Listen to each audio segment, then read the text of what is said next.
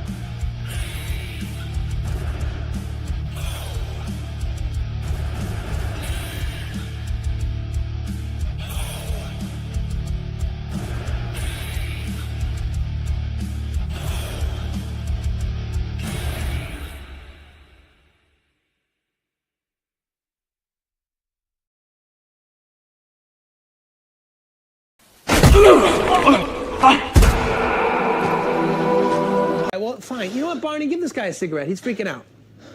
Huh? Who? Barney. He's the guy who tipped me off to Pepe Sylvia. Barney? Who the hell is Barney? You don't see... Oh, shit. What the hell did he... It's a bold strategy, Cotton. Let's see if it... I couldn't think of a more horrible job if I wanted to. And you have to do...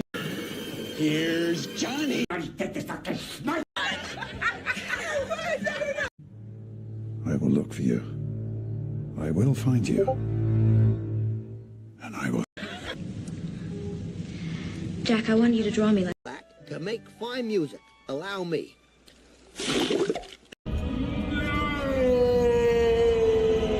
In just a few hours, you'll be sitting around a campfire with Andy making delicious hot schmoes. Of course. Boy, that escalated quickly.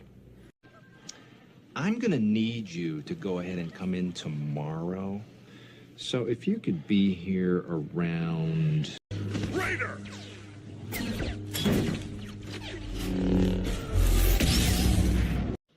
One does not simply walk into Mordor. Would you like to see? Yeah.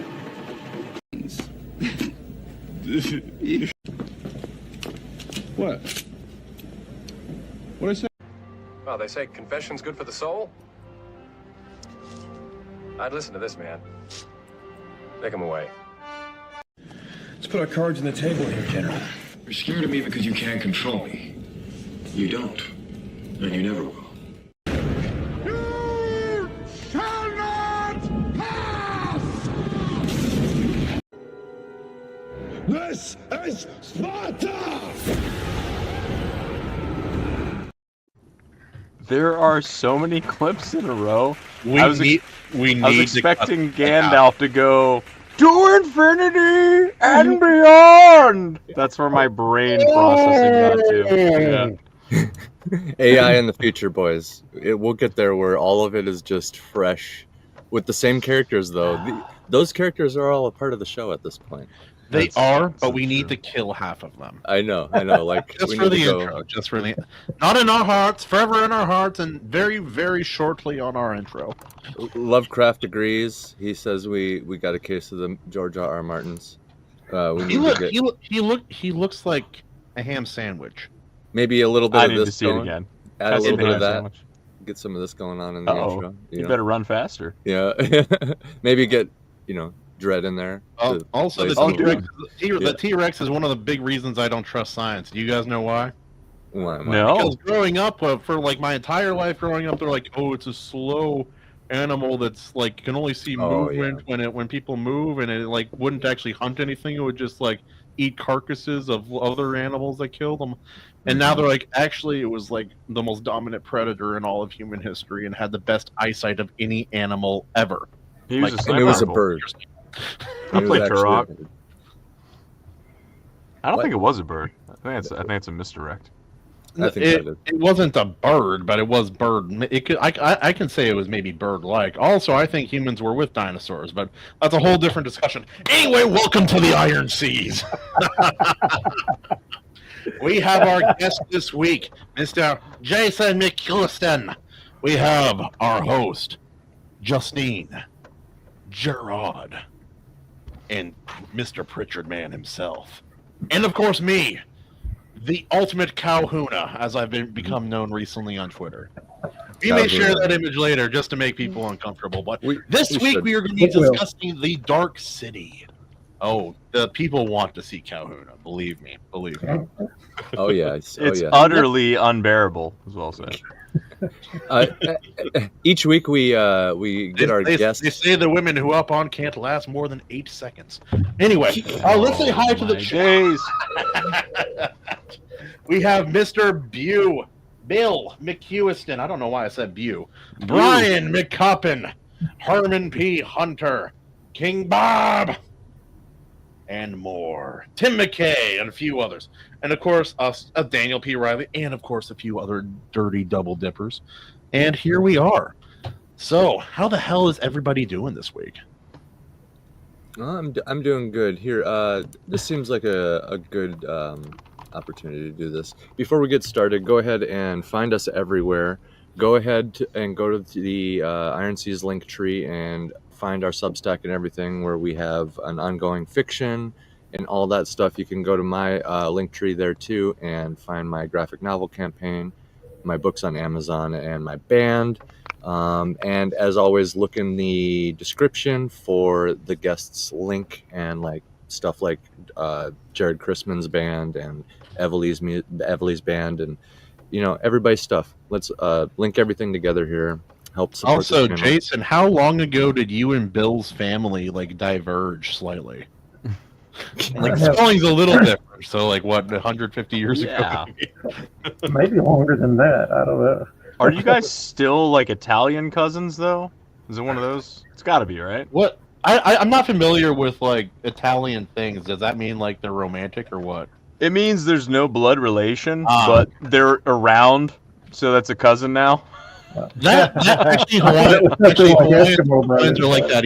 Hawaiians are like that too. It's cousin, auntie, uncle, nephew, cousin. Yeah, it's that's your uncle. It's they're not. That's not actually. Wait, hold. What? Uncle's not related, and he's weird. But yeah, man, it's been a hell of a week. I've been dying on a roof. I've been doing roof jobs, and it's been 100 degrees, and I'm fat and very, very not happy up there for long periods of time. Also, wasps. I had to fight multiple packs of wasps up there too. You're taking off the old metal, and then I took the screws out from the top. I'm no action. All right, reach around. Sting, sting, sting, sting. I'm oh, mother ever. Giving wasps reach rounds. It's funny you mentioned that because I just read a story. It was a sci-fi story about wasps attacking this family. That was the sound they make. Did you read the same story? Are you familiar? It threw me off though. I'm wasps wouldn't do this. Why would wasps be surrounding a house and do that? And then here you come in with a real life story, and now I retract my criticisms of the story. I have a lot of strong opinions on wasps. I call them bees most of the time, and then people get upset when I say I killed a bee, and I tell them that they can go lick a green pole somewhere. And I think God placed wasps on this planet so that we would have something to hate. And hate them we do. I have been stung on the eyeball, inside of the cheek, right shy of the nads. I have been stung and abused by wasps my entire life. Impressive. Yes. I think I've seen 5 in my existence. Oh, jeez. Lucky you. We have hornets and bees, but not many wasps. Unless you're talking about a different kind of wasp. Hang on a second. Kahuna. He's actually talking about the band members from the band. Yeah. But yeah, no. One thing that bugs me with people on the internet is when it's look at my wasp nest on their porch, or they're pointing at everything's a wasp. It's that is a hornet. That is a honeybee hive. You moron! Do a Google search, look it up. That's a hornet. Yeah. Moron. Jared, I hate to tell you, I'm going to piss you off. I call everything a bee when I'm out there. I'll be more specific here. He's like, I'm out, boys. I'm out. Good night. It's been fun. We're good. They're all bees, and they all deserve castration and death and possibly crucifixion, so far as I'm concerned. You're gonna crucify a bee? They got all those arms. Not hard. That's not a bee. It's an asshole with wings. What was that? What a bee without wings? No, it says it's not a bee. It's an asshole with wings. Yes, yeah. Also, my grandma's non-husband, who she lived with for like 23 years, my dad told him, "Hey, don't go move that tarp. There's a wasp nest." He's like, "Oh." He goes and moves the tarp. There was a wasp nest. One landed on his thumb. It started like stinging him, like right that? on the end of his thumb. And then he like shakes his hand, looks back, stinging him like it's still there. That's when you got to eat it, man. You got to do the power move and be like, "All right, let's do this then." Inside of a tango, dude. I've been stung. It's rough. It's rough. I'm telling you. Anyway, we've gone way off course. Mr. Have we gotten on course yet? The Iron Seas boys, they just talk about bees and women all the time. There's gonna be all these like scientists in the chat, like, "Oh, I've never heard of this channel. It's a little bit unorthodox, but I like the bee talk."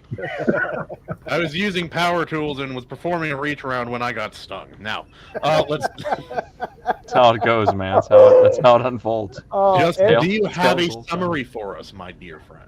Yes, I do, Kahuna. I do have a summary for you, and oh yeah. I thought the name Murdoch was from another movie. I think it's the guy from the A-Team, and then there's Johnny Matrix from Commando, and I was like this movie. My memory, it was like I was imprinted with false ideas. I had never even heard of this film. I didn't know this film existed in any way until now. And I'm right there with you. Before I read the summary, whenever this movie popped up in a chat like a year ago, I was like, oh, a bunch of people said this movie's good. They have pretty good taste in movies. It popped up at Goodwill. I bought it on a whim. I was watch it. Anyway, continue. It was like a year ago. Movies come out. And so she watched it, and she was like, it was actually really good. And I was like, I don't even know what it is. And then it popped up here. I'm like, what is this? Oh, Jennifer Connelly? Okay, put it in. So anyways, it's about John Murdoch. I like your thought process. Jennifer Connelly? Yes. Like we'll give it a shot. I mean, hey. We're doing it. Yeah, absolutely. John Murdoch awakens alone in a strange hotel to find that he has lost his memory. And he's wanted for a series of brutal and bizarre murders. I won't say who he's murdering, because I don't know if it breaks the terms. While trying to piece together his past, he stumbles upon a fiendish underworld controlled by a group of beings known as the Strangers, who possess the ability to put people to sleep and alter the city and its inhabitants. Now Murdoch, he's got to find a way to stop them before they take control of his mind and destroy him. Starring everyone's favorite household name, Rufus Sewell. We also got Kiefer Sutherland, best known for his role as Fake Snake in Metal Gear Solid 5, The Phantom Pain. We got Jennifer Connelly, or as some people in the mirror call her, J-Con. We got William Hurt, who's probably another big name. And after that, I don't know these other people. Maybe you all do. I have no idea who they are, so I'm not even going to name them. The budget on this thing, $27 million, and guess how much it made? Does anybody know how much it made? I'll give you a hint. $18? Good. That's very close. Budget was 27, and it made worldwide 27. It didn't lose. Well, it did lose money, but like it did lose money. It didn't make less than they technically spent on the production, which is better than some of these films that we've talked about. Like some of these gems that we find and talk about, it's like, they spent like $8 million and they made like $3 million. Yeah, Scott Pilgrim did that, and that movie's fantastic. Yeah. So that movie I guess is that's something. true. It's great, classic, all-time classic. It's something. All-time classic. Yeah. How do you not like Scott Pilgrim? We're not going on this tangent. I like to eat your chaps. That's not what I want. You like to eat my chaps? That's not right. Anyways. Swinging them in, buddy. You made it. My brain stopped braining for a second. Anyway, speaking of eating chaps, how's this? Continue with that summer. That's all I got. I got a tagline here too. They built the city to see what makes us tick. Last night, one of us went off, which is one of the worst taglines ever. I'm blaming the. That's the tagline. That's terrible. There's like 6 of them, and they were all really bad. I don't know if somebody hired their kid, hey, you're fresh out of high school. Do you write the taglines? They're all really bad. None of them hit, and they do a disservice to this movie because, spoiler alert, I had a really good time with it. And for people that didn't enjoy it, I think that it'd be very easy to be like, this is why there's problems. But there's a lot here to like, and I definitely lean into that side of things. No, I was surprised. I'm like, there's definitely some weird. It's a weird combination of elements. So like a little bit like old school sci-fi, a little bit of Lovecraft, a little bit of The Matrix, a little bit of questionable effects. You know, it's all there. Predates The Matrix. It does, yeah. The Matrix it couldn't does have predate Matrix. The Matrix is definitely better, though. It's kind of the problem. I think The Matrix is definitely better than this film. They were a year apart. Yeah, Flashier, that's like watching a movie and be like, you know, it was okay, but in 2 years, I bet something better's coming out. Like that's a weird way to look back to look at it, I think. Sorry, I just had to set some liars straight there in the chat. It was Bill said Scott Pilgrim is just as good as Rocky, and I say that Scott Pilgrim isn't worthy to lick the dirty Philadelphia steps from the movie Rocky, but that's just my opinion. Anyway, dirty Philadelphia steps. I like the detail there. You have to be specific. Is what makes things. It just makes things funny. Like everything. Look, does Rocky ever play bass guitar? No, and it's not even a Rickenbacker. Even if he did, he'd probably have like a Squire or something. So who gets the girl? Both of them. Who gets a girl worth having? Both of them, I guess. Who's more American? You guess, you say. I don't know what happens after that. I haven't seen the other Rockies, and I don't know. There's no Scott Pilgrim 2 yet. We're not sure how it works out. Maybe come on. The writing's on the... Oh, I don't know how... I wonder if this relationship's going to last. No, it doesn't. Fast forward. Of course it does. No shot. No shot. Dark City, guys. Yeah. Oh, yeah. Hang on, let me eat a few more black pills first. Okay, now we can talk about that. Yes. Get in the noir mood. Yeah. Yes. King Bob, you just said Rocky's only an okay... Okay, we're talking about the Dark City. So... Actually, there was one thing. I said I had never even conceived of this film existing until I watched it and heard about it for you guys. That's not entirely true. I've seen either a scene or a GIF of the knife stopping in the final fight. I've seen that image. I've seen like that set of images. I've seen that somewhere, and I never knew what it was from. And I obviously never took the time to figure it out, but I have seen that. That's the only thing from this movie. I've never seen a poster, never seen a still. Besides that, like, that was literally it. Yeah. And also, this movie's a little bit Truman Show coded, isn't it? Yeah, a little bit. A little bit. Yeah, especially the scene later on, too. I'm like, yo, is he going to, like, go by on the sailboat later on? But we're getting ahead of ourselves. One thing I really liked about this was the look of the film. Much like Tron that we talked about a couple weeks ago. Also green. That was, it was, but it had a distinct look. It wasn't quite the same as other movies that go for the same color palette. Something about it is like, they really captured the trippiness of it, because it's a little bit of a psychological thriller for sure, and they make it feel weird to watch. There's some really bizarre editing choices that are frantic at times and just chaotic and sort of weird. And and the way the sets move and just the way the sets look, where they're kind of flat but they're a 3D model, and it's like it's hard to process exactly what you're seeing. I think it did a really good job with all of that, and especially even compared to movies like what was it, the one with Johnny Depp where he's taking drugs in the desert, where they're trying to make you feel like you're on something. Fear and Loathing in Las Vegas. Yes. That movie kind of did it. I felt like this movie did a better job. Am I alone on that? How do you guys stand on this? Well, I think I agree with a lot of that, and not gonna lie, the movie's probably a little bit at a disadvantage for a show like ours, because it seems like a movie that rewards rewatching a little bit. You pick up more each time you do it, and this, since we just kind of dive in, it's a lot of our first times and stuff, and our first view I do have a small criticism. I think, right, yeah, I do think some of the themes were spoken aloud and in a less compelling way than maybe they could have been in this film a little bit. It's not always a bad thing, but I do feel like maybe a little more subtlety, maybe a small rework of some of the script, like some of the lines of dialogue, maybe could have, like, it felt like a little bit like it didn't trust us to get it. a little bit, and that's not always a bad thing. But Wait, I did you watch the director's cut, Kahuna? Are you talking about the voiceover? No, I don't know. I just watched the regular version. No, that's the problem. The director's cut, they pulled out the voiceover and restored 15 minutes of the original version. Apparently that voiceover narration thing ruins the movie because it's literally what you're saying. They just tell you everything. They just tell you, like, they don't trust you. And that was actually, here's a fun fact, that was studio imposed. Yep. So the director's cut that makes sense. Yeah. The studio's like, no, people are too stupid. Do it, and then everybody's like, what do you think? We're too stupid? Like, what the fuck? So they director's like, yeah. The director's like, I told you. I thought I told you. AC, I can't, dude. You look 40 years younger. Yeah. Like, this is weird. Like, Dark City, bro. Everything's shifting. Everything's shifting. It's just like you think I have no beard. Yes. I was gonna leave a little. I was gonna make it pointy and do something funny, like maybe leave a creepy mustache. You know what I mean? And just surprise you guys. But no, next time.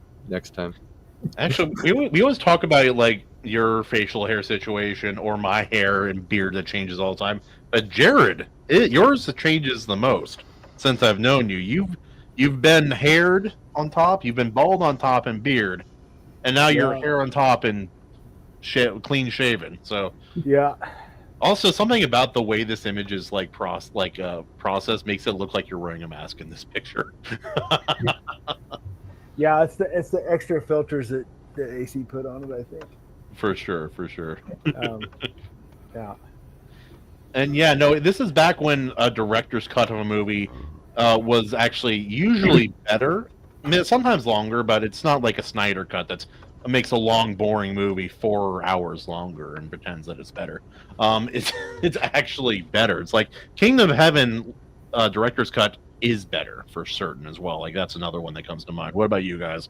Any other director's cuts you think are worthy of mention? I mean, the go-tos, of course, are, Lord of the Rings, right? If Runner. that would count as a director instead. Expanded and director is the same thing, right? Or is there just delineation? There is a difference. Not always. Yeah. Well, I didn't know that. Yeah, it's just extended. Yeah. It's actually, well, I mean, some of those scenes are unfinished in Lord of the Rings, right? But what comes to mind for me is like Blade Runner, just right away. Oh yeah, the whole movie's different depending on which version you do. Let's say, how many versions of that movie are there now? Like 2, 3? Yeah. It's never good enough. Yeah. Harrison Ford fights it every time. Oh yeah. The edited versions of the original Star Wars trilogy, that was there was only one edition that was actually worthy of being added, and that was they made the conversation between Vader and Emperor Palpatine in Episode 5 look like Ian McDiarmid. That was the only improvement, the actual improvement with the special editions that came out, in my opinion. But alas, I like the expanded flight through Cloud City. Oh yeah, There's a lot of little like, things like that visually. Yeah. I like the old Jabba the Hutt. Yeah. They had him in one scene in the Episode 4, A New Hope. That was just not finished and bad. Human guy. Bad. It looked bad. But I watched the director's cut of this one today, of Dark City. I watched it today, and it was it's better than I remember the original cut, the theatrical version. I believe that, because it did feel really like a lot of hand holding in parts that felt a little like I could have figured this out, I think. Well, I just wondered with what happened on the set of The Crow, if maybe Alex Proyas was kind of over a barrel and couldn't put his foot down and say, no, we're going to do it my way. So he was probably just happy to have a movie out after that. Yeah. Oh yeah, because when Bruce Lee's son died, that was pretty brutal, dude. That's one of the only on-set accidents with a firearm that was like that. It was like a piece of shrapnel in a blank that killed him, apparently. Or I've heard different versions. It was either that. Oh, like a belly round got was Alec Baldwin. Discuss.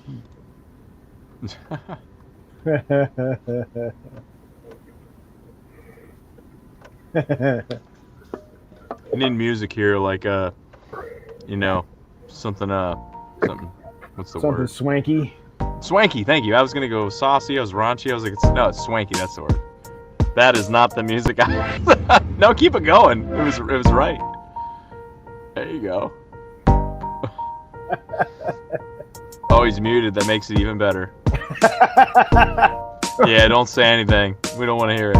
Just keep just looking pretty, just sitting there in that purple light. There you go. Good Lord. I love this show. If you guys ever need someone to pop out of a cake wearing coconuts and a Hawaiian skirt, I know a guy. Anyway. All right. Actually, true story. That happened to my dad's buddy's 40th party, and his wife kept on dropping hints like over the course of 2 or 3 weeks that it was good. Like she had something really special planned, and then she brought out this giant cake, and of course she's been dropping hints. It's a stripper, obviously. And then out pops Terry, and he's like me, but like my weight, but like 8 inches shorter. Just like coconuts and like started dance. It was great, dude. Greatest birthday present ever. Oh man, I miss those parties. Those people, all the fun people in my circle moved to Idaho. I need to go there. It'd be fun, bro. I know, dude. And then like you're living there. I'm like, every now and again, like I'll hear about another stupid law Washington's passed. I'm like, Idaho's sounding really good. Maybe we'll see once I got the kid situation figured out. Oh yeah. I remember the old scene, like the old deleted scene. Jabba was just a dude, like wearing a cashmere, like mink freaking coat or something. This is a shout out to anybody who says they don't rewrite history. Here you go. Man, that Jabba looks not right, dude. Yeah. Not right at all. It's kind of funny how they used the shape of like his chest and belly to get like Jabba's snout, like and the dude's head is just like Jabba's eye socket. Yeah. I can see the shape of his head in Jabba's face. You can see it if you look really closely. It's weird. Yeah. Also, Jared, I haven't asked you this question yet. Do you watch movies different now that you've made your own highly successful indie Western film? Yes, very a lot differently. And like it's debatable. It's the level of success of this film is debatable. Of my film is debatable, and I do watch everything. Everything's different now. Like there were audio stuff that I was picking up in the sound design. Like there were editing tricks that I noticed. I know what you did there. I know how you did that. So it changes it a lot. The worst part of it is though is like when the writing pulls me out because I know what they're doing. Like oh yeah, that has become a sticking point for me. Like even in the director's cut, there's some things where it's like the a couple scenes with Kiefer Sutherland's character, the doctor, where it was ham-fisted exposition. A little much. Yeah. Like, I know what you're doing there, and like it would have to be super super bad for it to like ruin it for me, like TV actor bad. But now, like with film, I see it in a lot of places, and as soon as I recognize it, like it breaks my immersion for a little while. Yeah, no, I feel you on that. Also, it's kind of weird seeing the evil knight from A Knight's Tale as a good guy in a film. That's kind of different. I'm not sure what else like has been in, but yeah. I'm like, I've seen that lazy eye somewhere. Who are you? Dorian Gray in League of Extraordinary Gentlemen. So he was kind of a good guy in that. No, Dorian Gray in that was Stuart Townsend. Yeah, I was confused. That League of Extraordinary Gentlemen is one of those films that I think gets undeservedly hated. It's a weird one. I just didn't like it because it wasn't like the comic. See, I didn't even know it was a comic when I was growing up because I was just like I was fairly young when that movie came out. Like what it came out like 2004, 2006, somewhere in that range. F it, I'll look it up. I know I saw Dark City in the theater. I'm that old. Oh, you got to see this one in theaters. That's pretty cool. You didn't stick around too long, so that's actually, it's a rare thing. Yeah, I wanted to go see it the second week, and it was already full. That's how bad. Oh man, that's a bummer. It came out right before my birthday, and I was like, all right, I want to go see it again. And because the last reel in the theater, the audio got out of sync, so it was kind of like watching Kung Fu theater. Oh but it man, was still it's rough.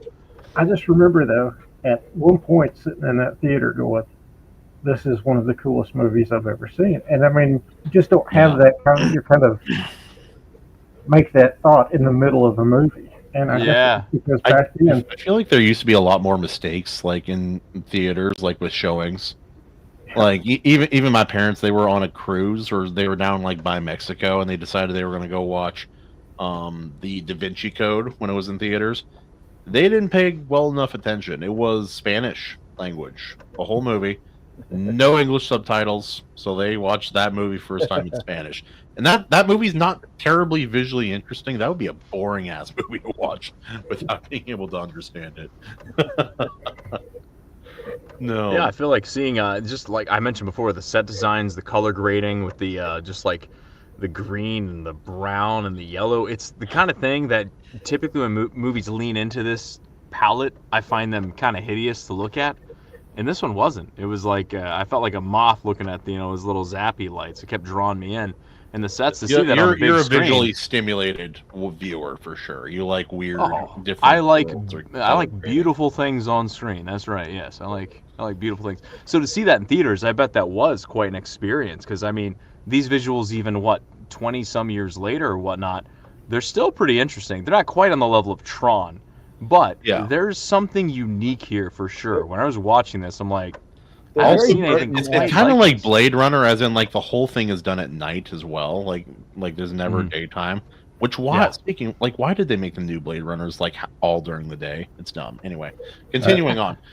No, the visual interest of this film was the visuals worked for me for the most part. Maybe the aliens when they weren't in a human body were a little funky looking, but that's probably it. And I didn't hate it. It's kind of an odd effect. Yeah, they're like. You mean when they're like floating over the city and stuff? Is that what you're? No, like the little squid guys when they came like the actual internal alien creatures. Yeah, the effect was weird. I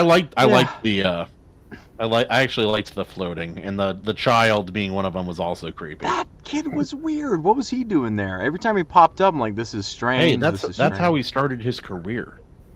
But he was the only one.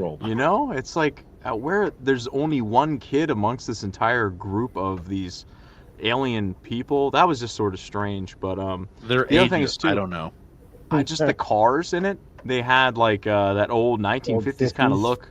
Yeah, it almost looks like not Studebakers, but kind of like that car body style, where it's like more round and more, I don't know, something about it and something about that era, and that appealed again to the memories of the characters. We're like, oh yeah, they probably do have childhood memories of cars looking like that. So it tied into the story, which was pretty cool.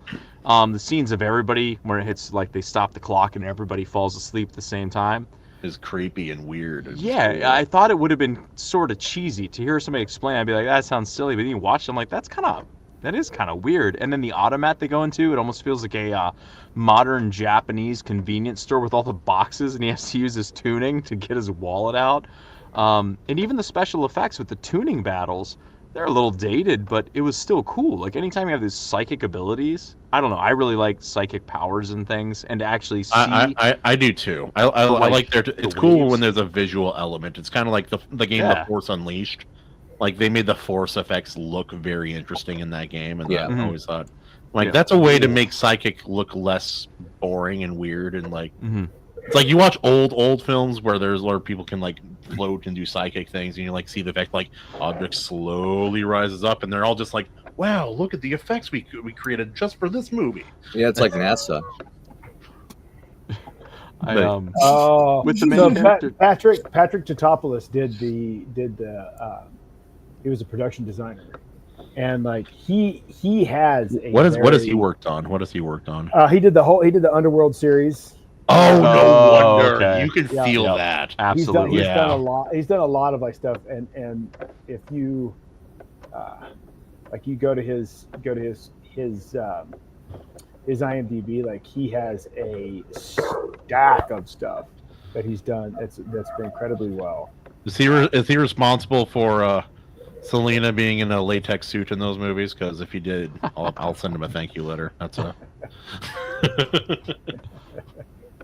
unlike Ron Howard's brother in the Star Wars episode, that Dark City kid was actually Star Trek. Oh, Star Trek. Yeah. I don't know. I'm going to say he was a little creepy in that Star Trek. ST, I wasn't thinking. Yeah, I heard ST. I'm like Star Wars. Yeah. Yes. Come enjoy the Tranya. Also, I feel like people are mad at me. I've been crapping all over like Star Trek recently. If you really like something, I don't know. I feel like generally, if you really like something and somebody makes a fair criticism, you can go like, "Oh yeah, I feel like, you know." What about a really unfair criticism? Just a blanket mocking hatred. Well, then yeah, somebody's gonna come back at you. You gotta expect somebody to throw some dirt back at you. It's like someone posted. It might have been Billy posted a picture. It was like a season or a movie for Star Trek surrounded by movies or seasons for Doctor Who. I'm like, why is one bad show surrounded by another really bad show? I thought it was funny in this movie that they imprint memories on their different like subjects they have trapped in the Dark City. They like rewrite everybody's memories, basically giving them a new life and a new pattern of behavior so that they can study different aspects of human nature. And so the main guy, they're like, hello, bald friends in trench coats. What if this guy kills hookers? Yes, imprint. Yes, like I would love to be there for that conversation. Yeah. I assume like it was real just life. done to be like, let's push like the psyche to the extremes. That's what they were getting at. But it was sort of like, wait, why are they? I prefer to think why that does he gotta killing kill hookers is a Like, what's going universal on? trait amongst all species. That's what I don't know why it was played that Grand one. Theft Auto. Yeah, that was exactly it, right? So I thought that was kind of one of the odder aspects of it, where somebody criticized that. I would be like, yeah, that's fair. Also, the way they they changed people and the environment was really visually interesting. It was creepy when you didn't know what was happening, and it was interesting, like kind of cool the way they did it when you finally did kind of understand what was going on. I wonder if they were influenced at all by Ralph Bakshi's Cool World, because most buildings would corkscrew up. That was like, and I haven't seen that since I saw it at the theater, but I remember those weird shaped buildings, and I was like, oh yeah. And this is the first time I've watched this one since I saw it at the theater, so all this stuff from the 90s is coming back to me. Yeah.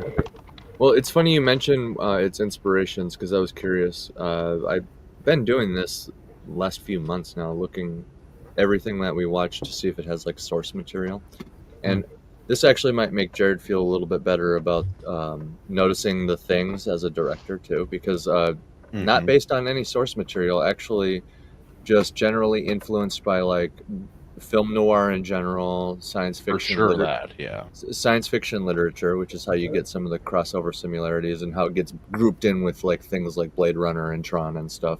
German expressionism, so it actually kind of comes from the same family as like, ironically, weirdly enough, like Nosferatu, right? Like they come from like the same family tree here, and for certain it does. And just general philosophical concepts. So that's where you get the director tossing in their new ideas.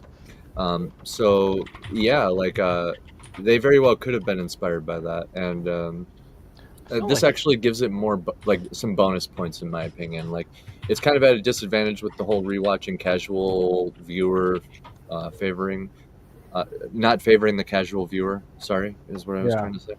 But I think it earns it back with this, because I mean, even Lord of the Rings, it's something you do have to like take into account. It is not a 1-for-1 adaptation. Technically, it doesn't fail at it, but it's not a 1-for-1 for sure. So you know, movies like this where it comes out of the director's head and onto a screenplay, you know, they get a little bit of an advantage because they're the ones freaking writing it, you know. So and see, that was one of the great things about back then. You didn't have these movies that had to be tied to a franchise. Yes. This movie came out of nowhere, and granted, it kind of went into nowhere, but if it hadn't been sandwiched between Titanic and The Matrix, it might have, a bigger footprint. But right. Somebody gave this guy a few $1 million to make this crazy movie that's just kind of awesome, and they don't do that anymore. It's got to say Transformers or Star Wars on it. Right. Another movie that came to mind. This kind of reminded me of it on some level because it was a little bit of a psychological thriller, and it was another movie that didn't make a ton of money. In fact, it actually lost a lot more, but was Stay. And it was another one of those kind of visually striking movies. It had a bigger cast. There's more names. There's like Ewan McGregor, Naomi Watts. It was a younger Ryan Gosling was in it. So it had a bit of cast to it. And it was similar to this in the sense that there was a lot of really cool and interesting ideas. They were presented in a pretty compelling way, but it also never totally gelled. You could tell that on paper and even on set, there's something magical here that didn't quite elevate to that higher level.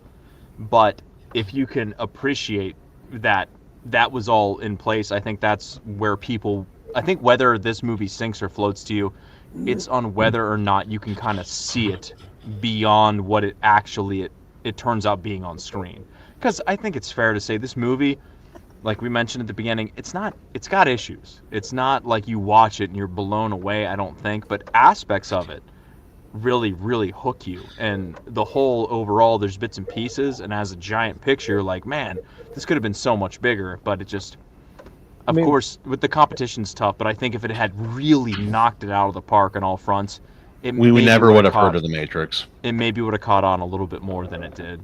Maybe I'm alone on that, but... No, it did certain things well, but it did it, like you said, it didn't knock it. Back then, most movies were good. A lot of movies were really, really good. Like, every year was stacked as far as, like, good things coming out.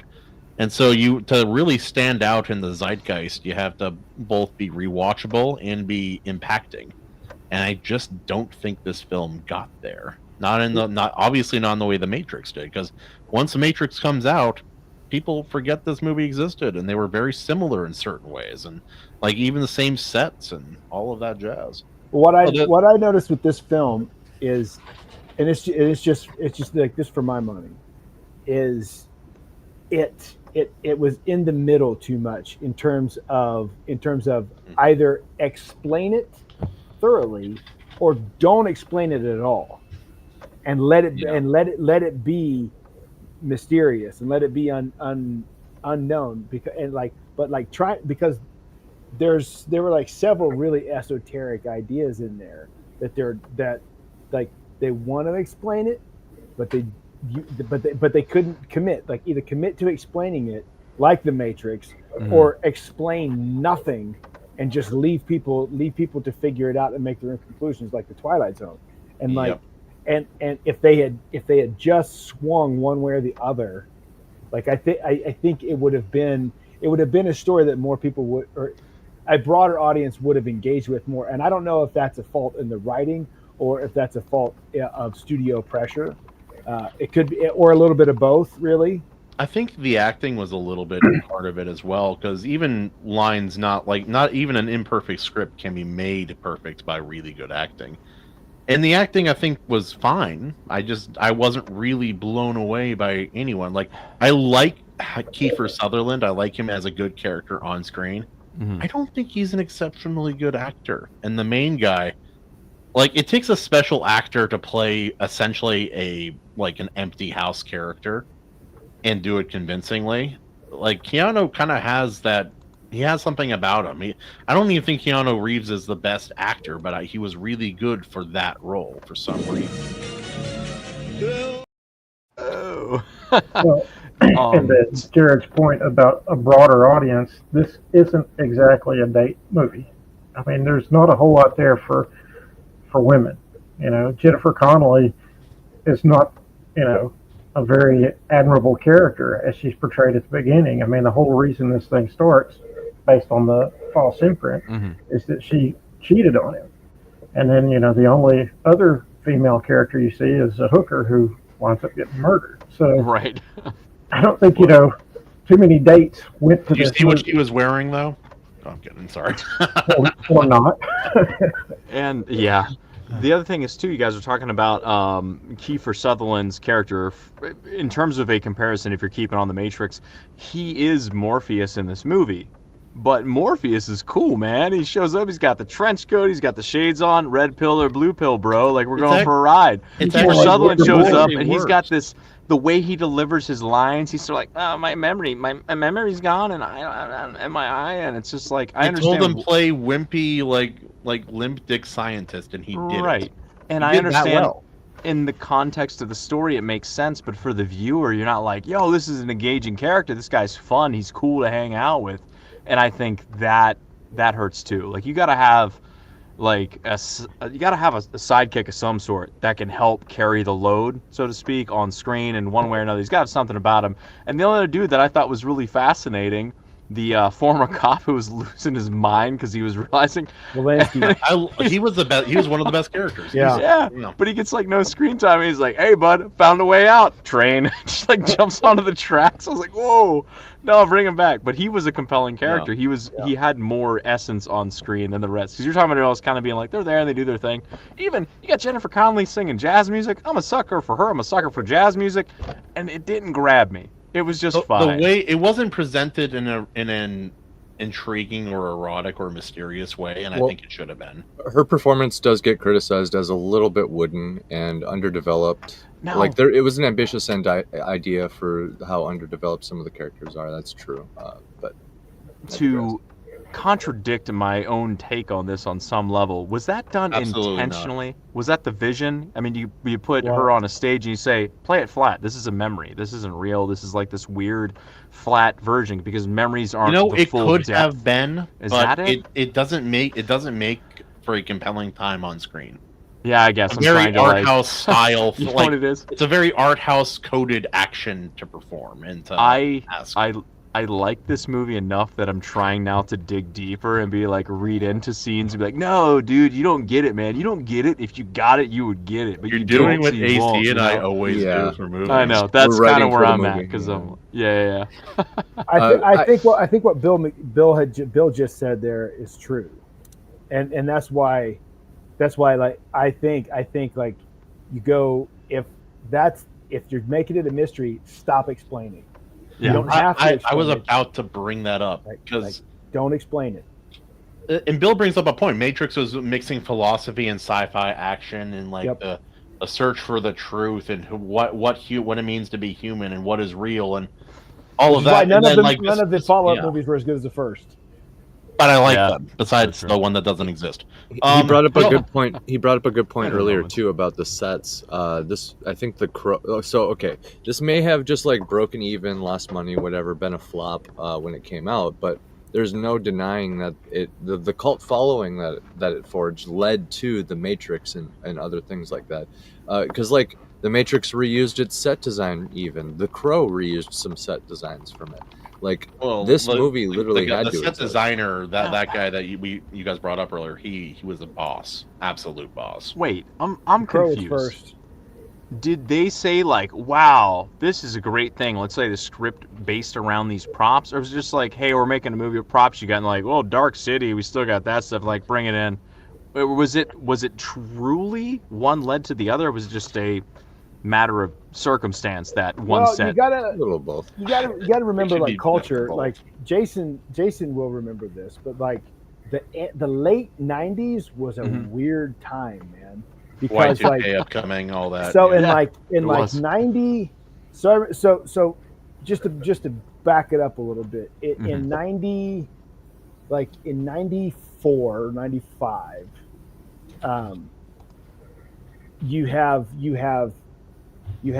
grunge fizzling out, but then you've still got Guns N' Roses putting out Use Your Illusion 2, Use Your Illusion 1 and 2 in 93. Then in 94, Marilyn Manson blows up, which brings 9 Inch Nails up in their visual. And so like in the late 90s, there's this weird mix culturally of all of these things converging on one thing, and nobody and then like no one had any clue what direction anything was going to go. Like 2000 was a weird time. It was. Yeah, I thought industrial dance was going to be the next big thing, but then, dude, yeah, like there were articles. I remember reading. There was an article it was either Hit Parade or Rolling Stone, like in '96, that said Trent Reznor was going to inherit rock and roll. Like he was supposed to be the new rock and roll messiah, and it's like, oh my God, this sucks. And so but so like you had all of this going on culturally, and that made its way into the film, which is why you have that like dark, gritty, industrial aesthetic in Dark City, and it wasn't just Dark City, it was in The Crow, Dark City, The Matrix, and at least 50 other movies at that point they all had this aesthetic they were going for. And that's weird because it was also like right alongside some of the best like adventure films, like high energy, good good romantic, like good true adventure films as well, which is unusual because coded very differently. Well, so you've got all of that, and then like at the same time you've got Jerry Bruckheimer at peak in the late '90s. Yeah, and so you've got Armageddon, you've got Enemy of the State, you've got all of these massive like event films. Did The Saint come out around that same time too? It feels The Saint was 90. Was that a little bit older? 5. Okay, so a little bit older, but yeah. It had a similar feel to some of those, but yeah. But yeah, like nobody had a clue what was going on. You had it was just a weird time. Like in '97, you had on MTV, you'd have a Prodigy video right in front of a Cranberries video. Oh, that's like, wild, dude. What do you do? What is happening right now? It was just. You should have seen my CD collection. Right. Also, metal was doing weird things in the '90s, partially because they got rid of hair metal and then tried to say grunge is the new thing, and then that fizzled out as it should have. And yeah, metal. Yeah, even like music was weird. Yeah, dude, I think there was a lot of uncertainty about the future in the early 2000s, and I don't really know if it was truly warranted. Well, 1994 to 1998 was a really weird time, and like it started to course correct and like find a direction in '98, and then that's when this movie came out, and then The State came out. Men in Black, no, but it was like.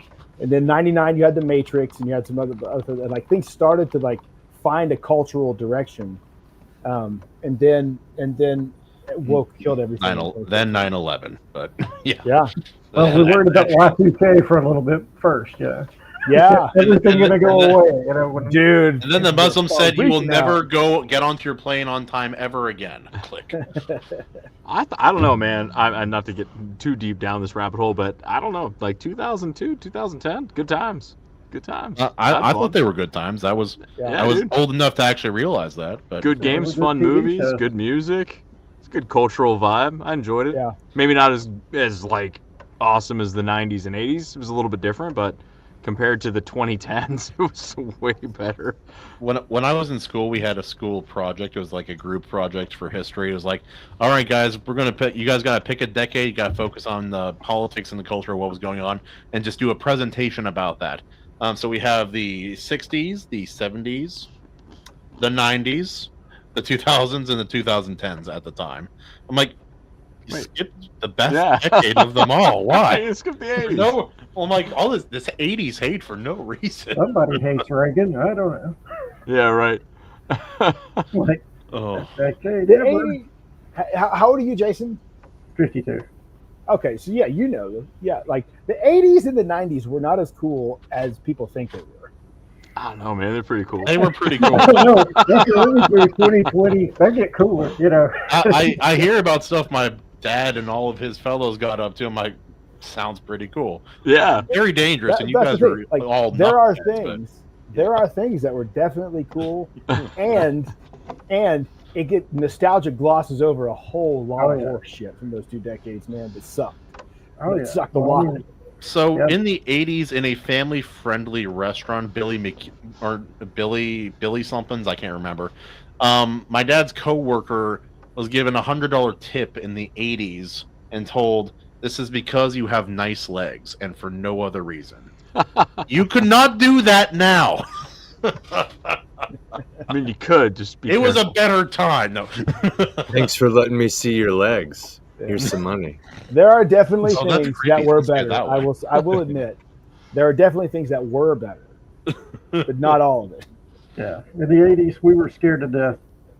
Nuclear war was just going to happen. Oh, Right around well, the corner. the Russians became the bad guys in every video game for the next 2 decades. Thank you. And let's fast forward 30 years. The TV And movie the day after that had everybody terrified forever. Yes, it was just like, you have to watch this, and so everybody came to school the next day with PTSD. It's fine. Nostalgia is a hell of a drug, Bill. Drugs are a hell of a drug. Now, also with this, Bill McCuiston in the comments mentioned how this movie was trying to be more of a mystery, but I think The Matrix did the mystery better. It had this movie kind of let you in on it made it too easy and too early to figure it out. Well, in my opinion, I think this movie really could have drawn out that mystery a bit more, like they did with some things, but with a lot of it they didn't. What did you say, Jason? I said they kind of had this movie as cliff notes to see what not to do. So I'm glad I've watched it. It just I'm really I don't know if I'm going to float this one. It's kind of a weird one. Yeah, it's a all weird. I can say is I enjoyed it watching it again. I mean, I wasn't blown away like I was seeing it at the theater, but I remember in the theater when they started fighting at the end, I was like, "Holy crap! This is why live didn't they do this the version of entire Akira." thing? When The Matrix did do it in the very first scene, Oh yeah. Oh, I hate comparing everything to The Matrix, but it feels like anytime someone has done something similar to The Matrix before or after, it gets brought back to The Matrix because it did it better than everybody. Yeah, like even Inception, which is not even there are some similarities, but it's wildly a different film. But it got compared the moment it was released in theaters. Well, I think Nolan said he was looking to this era in movies when they decided to make Inception, where reality wasn't necessarily what you thought it was. So it might have been an influence. Yep. I think there is some Truman Show.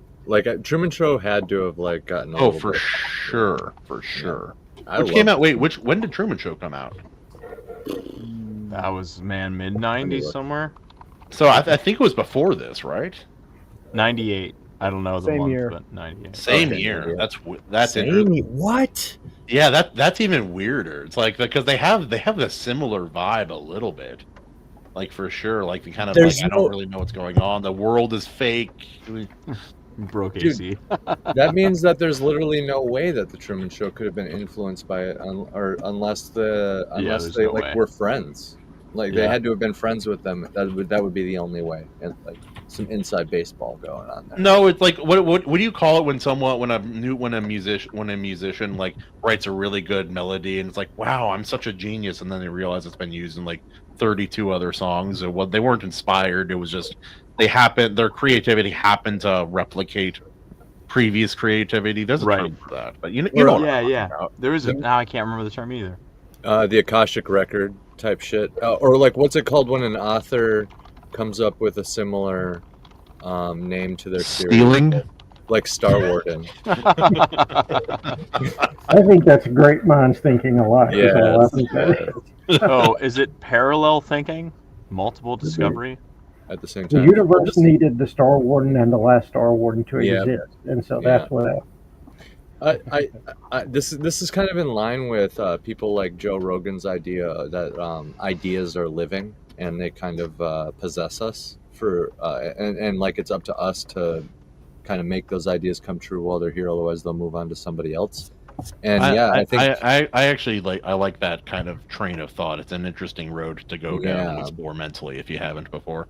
Because like people in old ancient stories and even recent stories, anytime someone's passionate or they're too much of one thing, it's like, oh, they were possessed. Like that's how it's described. And it's like, yeah, they were possessed by an idea or something worse. But an idea can possess you, and I it's an interesting.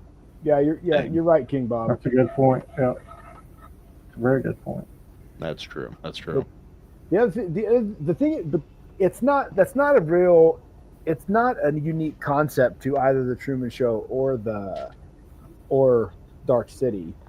If you go really old sci-fi, ideas like that are really common. Yeah. Like if you go early sci-fi, sci-fi was way weirder in the early days because they didn't have the framework of like a century of sci-fi works beforehand to work off of. So like John Carter of Mars or that other weird one. There's a whole bunch of ones, and they're so wildly different from one another, both in feel and in the idea, the way they explore ideas. Like even Orson Welles' Time Machine. Look at other time travel stories and read Time Machine by Orson Welles. It feels fresh because of how weird and different it is. It does not feel like other stories that were obviously inspired by it. Yeah. Yeah, like back when it was just called weird fiction before the bookstores decided to split it into science fiction and fantasy. Better days. Was it really called weird fiction? Yep, 100%. Yep. I never knew that. I did mean H.G. Wells, Bob. I just couldn't think of the name. Well, they called Tolkien the father of fantasy for a reason, because he kind of like pushed that so far into the mainstream that it just encompassed everything else. And I thought his wife called him that. That too. Daddy. In her case. Daddy. Yeah. Oh, that was a good in sync reaction there. That was perfect. Let's go for that every time, gentlemen. Hold on, you guys can talk. I gotta talk to the miniature one. Let's go around and say our final sink and float, last thoughts of Dark City, so we can get into Mr. Jason's work here. That'd be cool. Awesome. I'll start. I can be quick. I'm going to say it floats for the cultural impact. You know me. It's not based on source materials, so that means it's 100% accurate there. Noir, all that stuff. I'm going to say it floats. All right. I'm not the kind of person, I generally don't care the cultural impact something has. If it was not good on its own, but it set all these things in motion, like, I don't care. Did I enjoy it by itself as a standalone project? And I did. But as I mentioned, there's people that would say, you're crazy, that movie was not good, here's why. I'd be like, that's all fair. But man, something about it resonated with me. You got the floating bald guys, and the premise is pretty interesting. I don't think anybody would deny that. 90s Jennifer Connelly, as I mentioned. Cool CGI, good looking sets. You got cool color grading. I love the color grading in this movie. I mentioned the color grading, so good. There are some songs that stood out. Grading? I did. I'm so glad you asked. There was some music in this that really stood out. Not all of it. Some of it blended into the background, which I guess they argue a good score blends into the background. But I disagree. I disagree with that wholeheartedly. A good score slaps you in the face and grabs you by the throat and all that sort of stuff. And there was a mediocre, an adequate score will blend into the background and serve the scene just enough. Yeah, this one there was a couple tracks that like that rhythm that started going in there. I was like, ooh, this matches, and there's nobody else in the room. Like I need to tell, and there's nobody around, but I'm telling you right now, it matched. It was good. The psychic powers were cool, and the movie just overall, I thought it was kind of delightfully odd. It was a weird movie. I don't think anybody would say it wasn't weird, but if you can get on board with the weirdness of it, I think there's a lot to enjoy here. Not a skyship, but absolutely afloat. Interesting. Yeah. Jason. Yes. I definitely would say it floats because it's a fun movie. I mean, when you go to a movie, it should be fun. I mean, so I remember watching it in '98 and loving it, and I watched it a couple of nights ago, and I was like, it's still fun. I mean, I could talk about the visuals and stuff. It really does have that claustrophobic, dreamlike quality to it. But it's still fun, and that's all I ask for from science fiction, fantasy, weird fiction. So it floats. Yeah, I give it a float. I disagree with your notes on the score though. I thought the score was uninspired in a lot of places and heavy-handed in a lot of places. Yeah. Oh, that brings up a good point. Sorry. The like science fiction. So fun fact about me: science fiction is my favorite genre of film, and I am very. I can be very forgiving with science fiction just because I love it. I love the genre so much. So this is a hard. This gets a hard foot for me, in spite of all its flaws. And I think all of the criticism it gets is fair. All the criticism I've ever heard of this film is fair, and I still like it. I still, because I have fun. I enjoy it. I love the neo-noir of it. And like, if this thing had been in black and white and like been like a really dry black and white, it would probably it would make the top of my all-time sci-fi film list. So yeah, good float for me. AC, what you got, brother? Well, you heard it here. I think that's floats from everybody, right? Did you talk about it already? I said float. Bro, we're 3 down before you came back, man. I hate to shoot down your hopes and dreams. I give it barely sinks. It sinks just below the surface. It doesn't go all the way down. It's like trying to float. It's like trying. Yeah, it's like it really, really wants to. It has hopes. It has dreams, and I will just push it the rest of the way down. It's because Jennifer Connelly isn't tan enough. That's what it is, isn't it? That was the. Too many clothes. No, no. I play the part, but I'm not a real gooner. I'm a fake gooner, the best of the best. Now, with this film, I think, like Jared said something that sparked something in my brain about this film. There are a lot of good films with good music. There are a lot of movies with really good music that don't maybe deserve it. But there aren't any great movies without great music. And for me, this one is a great example of that. This movie just doesn't hit it. It's like a minute late and $1 short in a lot of different areas. It doesn't stick to any one lane hard enough to inspire me, and it doesn't play the jack of all trades as well as I would want it to. And so this movie is fine. I'm glad I watched it, but I don't think I have a reason to watch it again. And that it's harsh, and I'm not harsh on a lot of films, but this movie it gives me a lot of bleh feeling, which is I kind of think that's fair. Like I said, I loved it when I saw it in '98, and this is the first time I've watched it since. That's fine. Everybody knows on this show that we're all entitled to our wrong opinions. And no, I mean, I'm saying I can totally see where you're coming from on this. That's why I haven't muted you yet. My opinion is my own. I take my shirt off every stream. I've earned some privileges.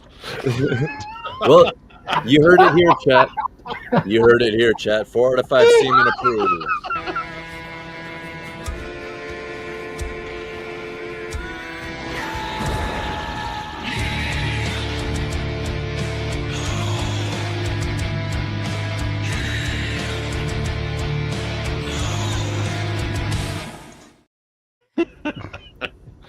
Ugh, tripes. Wow, bathtub and trunk of a wizard's car. Interesting. I mean, yeah, like the other places, the Matrix is, that's a little rough, The Matrix has you. Yeah. The top of Wizard's Tower, like if we're going in, you might as You're well be in gonna a wake up bathtub. like Gandalf in Fellowship of the Ring. It's gonna be a rough go, dude. Yeah, I don't it's not a think good spot to be. Yeah. True, You but got imagine burned. waking up there and then like it's just a nice wizard. It's like, oh hey buddy, you want me to? Oh, your face is now magically fixed. You're wealthy now. Go be on your way. Be on your way. there's a really important thing you guys aren't thinking about on top of the Wizard's Tower. What is it? How, especially if it's wicked tall, how awesome would that be to pee off of? Yes. I do. You're welcome. Wait. You're welcome. You are right. There's another point though. You're If not the wrong. wizard keeps you there, I'm sitting on top of that tower. Can I change my vote? I'm leaving my scent all over that. No magic will ever get that smell. It's going to smell like camel and dog's breath for the rest of eternity. And there's Until nothing. I'm worried about that bathtub. The person wizard thought he was clever, but from here they'll smell me all the way. That to wizard's Mordor. lucky. That's all. The pissing was all I did on top of that tower. All right, And that's what I'm. you know, waking up in the trunk of a wizard's car is about to get gangster really fast. That's going to be a crazy. First, I kind of like. I'm not worried because it's a wizard that needs a car. Like how bad of a wizard can you be if you need to consider where you go for gas and where to use your points? I don't think if that's if that's something you have to consider as a wizard, I'm not taking you as seriously as maybe. Well, consider this. Consider this. A wizard with a gun, out of mana but not out of options. Yeah, no, I love that. Non-magic missile. Yes, non-magic car. Go non-magic car. Yeah. Or maybe it's magical. Like actually, that is one thing from the Dresden Files. Yeah, I love he has his magical tools and all his magics, and he if he has time he can prep something, but there's nothing wrong with being a 6'9" guy who's trained to fight with a couple of good handy firearms. Sometimes you can just previous century. It works out pretty good most of the time. Punch a demon in the face. Sometimes it just comes down to that, That's one cool thing about Constantine, right? He defeated one of the demons by hitting it with a car in the movie. Yeah. Again, that movie is the closest thing we will ever get to a live Dresden. And the if they did, is basically the Dresden world. It's really similar. So close. That would be a cool show. I would love a very accurate Dresden show. Get on it with a good lead. Anyway, I'm going to find that 6'9". I know. That's insane. That's taller than most basketball players. I've never read Dresden. Is that the character dimensions? Is he 6'9" in the book? No, it's the main character. It's in Dresden. Harry Blackstone something Dresden. He has a bunch of magical names. Yeah. Copperfield. Yeah, Copperfield. Dresden. Yeah, Blackstone Copperfield. Yeah. Yeah, no, he's named after a couple of real wizards and other just wizardy terms. His dad, who was not a wizard, was just a tall white guy. You'd like it, Jared? I think because I believe, if I remember right, he's tasked by an angel, basically. There's 18 books in the series. It's maybe the consistently funniest books I've ever read. Pretty good. You want to know why I've never read those books? And it may sound petty, but it's a good thing for writers and novelists to keep in mind. It's I hated the covers of all those books. That hat and that coat and that stupid revolver. Yeah. For a book about wizards. About a wizard. Yeah. I don't even know what is this? What am I looking at? It pisses me off. I'm not even gonna pick it up. Wizard with a gun. Get out of here. Out of mana, not out of options. We can talk about this later, but I'll give you just one point to sell you on this. In the middle of a war with the Fae, when he encounters a man who betrayed a bunch of people and is trying to kill him, he doesn't have the tools to defeat him, but you know what he says before he leaves and gets chased by the bad guy in this kind of battle? Runs away. Yeah. It's not with 18 books, not every book is a 5 out of 5, but it has considering it's not high fantasy, so it's set in our world, kind of think Harry Potter. It has maybe the best world building of any low fantasy that's ever been written. I haven't found one that's anywhere close. It's the most complex. There are some basic bad guys, they're fairies or they're demons, and it's oh no, these ones are specific demons. They each carry this silver coin from the Roman era.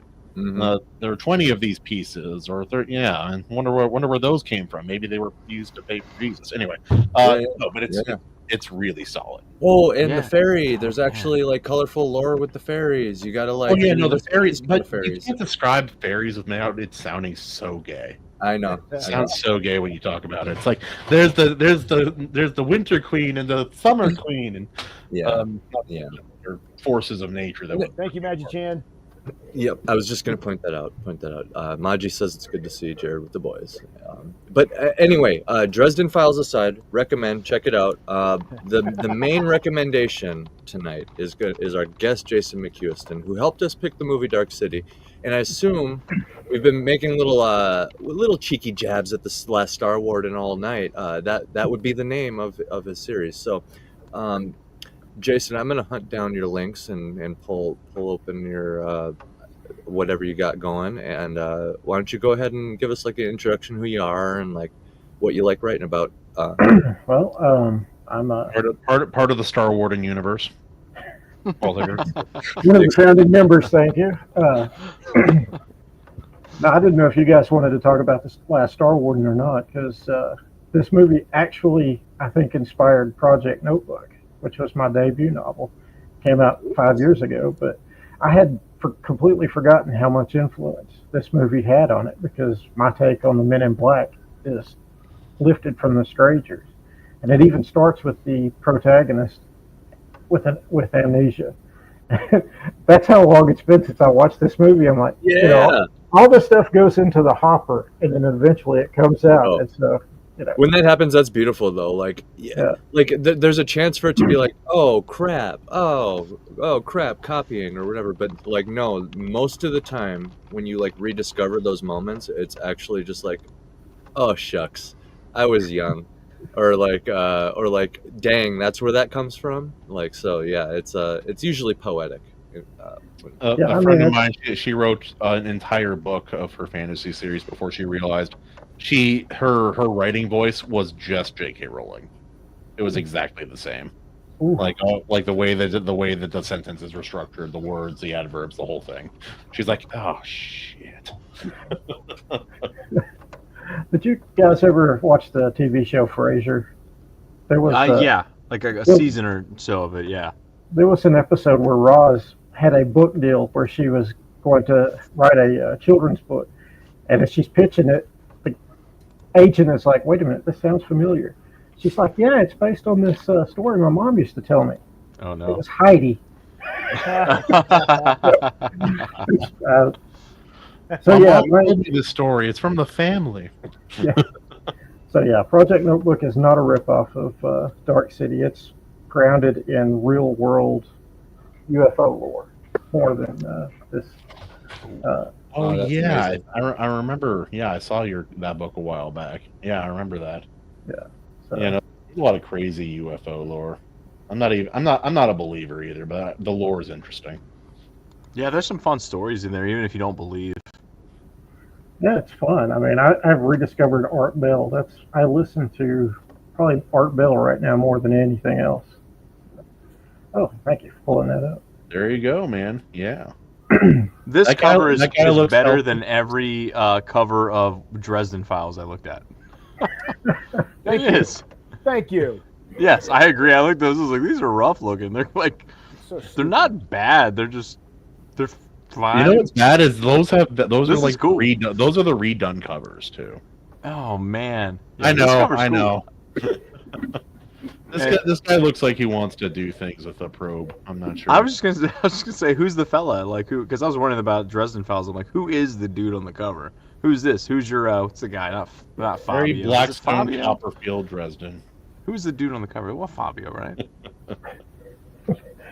So the protagonist of this, his name is Elizabeth Summers. He's a former 101st Airborne. Yeah, there we go. So it's set in 1947 at the beginning of the UFO flaps. Wanted to look up Greg Chapman as the cover artist. Kuhn, are you in the mood to give it a dramatic read for him? I can. All right. I'll full screen it for you here. All right, go for it. This is Christine Woods with Channel News.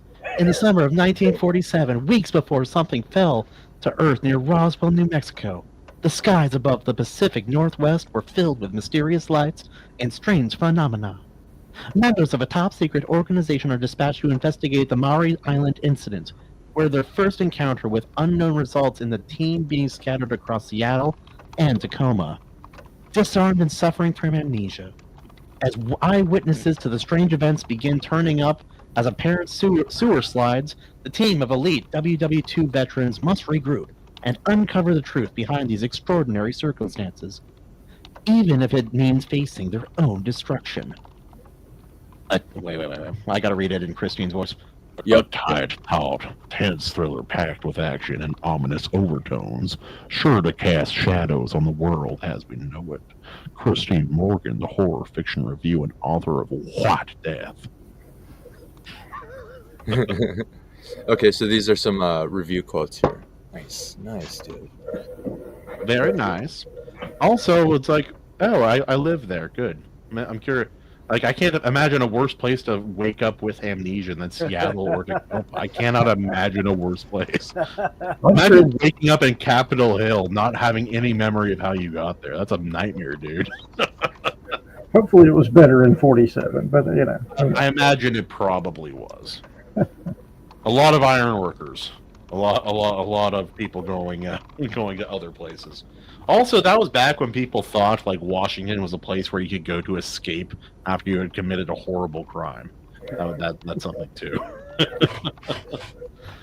But yeah, no. Like, was there a specific incident that you kind of used as the seed of the idea for this book, or was it just based on reports and your ideas of Men in Black and how people would react to the situation? Well, my wife and I used to binge watch Mysteries at the Museum, and there was one night back-to-back issues or episodes. They had one about the Maury Island incident, and then the next episode talked about the Arnold sighting, which introduced the phrase flying saucer. And so when I looked at it again and saw that the dates were literally days apart, I was like, well, something was going on up there, and that's before Roswell. So I went and started looking at it, and having been a huge X-Files fan, I was like, wait a minute, this might be cool, having the X-Files, only instead of Mulder and Scully, it's a team of elite World War II vets investigating this stuff, and kind of went from there. The main character is kind of a composite of did you guys ever see Band of Brothers or read the book? Yep. I haven't read the book. I've seen a little bit of the show, or miniseries, but well, he's kind of a composite of Winters, the leader of Band of Brothers, and my grandfather. So, he's kind of a country boy version of Winters, I guess. And he's got a family back home that he's trying to get back to, but he's trying to pull his team back together. And one of the members is a member of the Red Tails. The all-black fighter pilot unit. And so this being 47, there's some issues that have to be, solved there. So getting his team to work cohesively while trying to put together all of the marbles that they lost in their first encounter with the UFO and find out that there are UFOs kind of drives the plot along. And I pull in all of the stuff from UFO lore from like 50 years. These are all World War II vets. Did any of them think this is a foreign asset of some kind? Oh yeah. Because that happened a lot whenever there's like an old veteran involved in one of these incidences, at least that I've looked into. Well, it's 47, so it's also the very sort of the lead up to the Cold War, and so they do find that there is a Soviet element to deal with as well. So, and in theory, just based on what the bad guys in World War II were doing, it should probably link to them at some point. That would be a fun spin-off, because they were very into the occult. That was something Indiana Jones got correct. And while I'm talking here, just so I don't have to interrupt too many times, King Bob in the chat says he's heard enough. He's heard enough. He's buying it now. So, thank you. Oh, nice, good. Yeah. And while I'm here, I put the link in the chat there. It looks like a condensed link, so if it doesn't work, copy paste it. Otherwise, I will update the description as now that I got a minute here while I was talking. But yeah, I also have your other thing here. Update the link. The Last Star Warden, if you want to talk about that as well while you're here at some point. But yes, please go on. You're in the right place between the veterans and the aliens and and all this stuff. Very much in the right place. Wait, are the aliens the Star Wardens? It'd be like a complete, like not a tie-in, but they also mention Star Wars. No. There is actually not a tie-in. I don't have a McCuiston version. Not yet, anyways. Fingers crossed. But yeah, that's pretty much the gist of Project Notebook. Some people might not like it because it's written in first-person present, because I was really trying to get that noir feeling. But at the end, you understand why it's written in first-person present.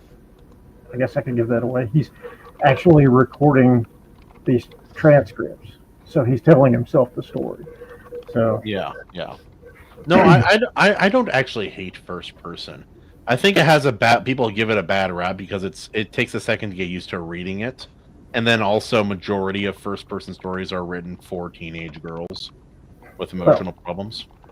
See, like my favorite series of all time is Red Rising, and it's written in first person. And some people, like, I've only heard a couple people complain about it, like if they didn't like the first book, but no one who reads is like, oh, but it's in first person, isn't it? No, if a book is good, it doesn't matter what tense it's in. That's the key. A fact. Unless it's second person. Yeah, and then that person should be crucified. We all know this. I tried to read one in second person, and I was like, what? Never. Castration, burned alive in boiling oil. We all know that. We all know.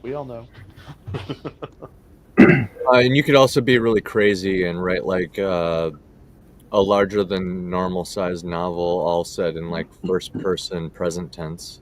Plus, like with alien encounters, if you ever read like people's written accounts of it, it's always written like they always write about how they feel in a given moment, and first person is much more conducive towards that as well.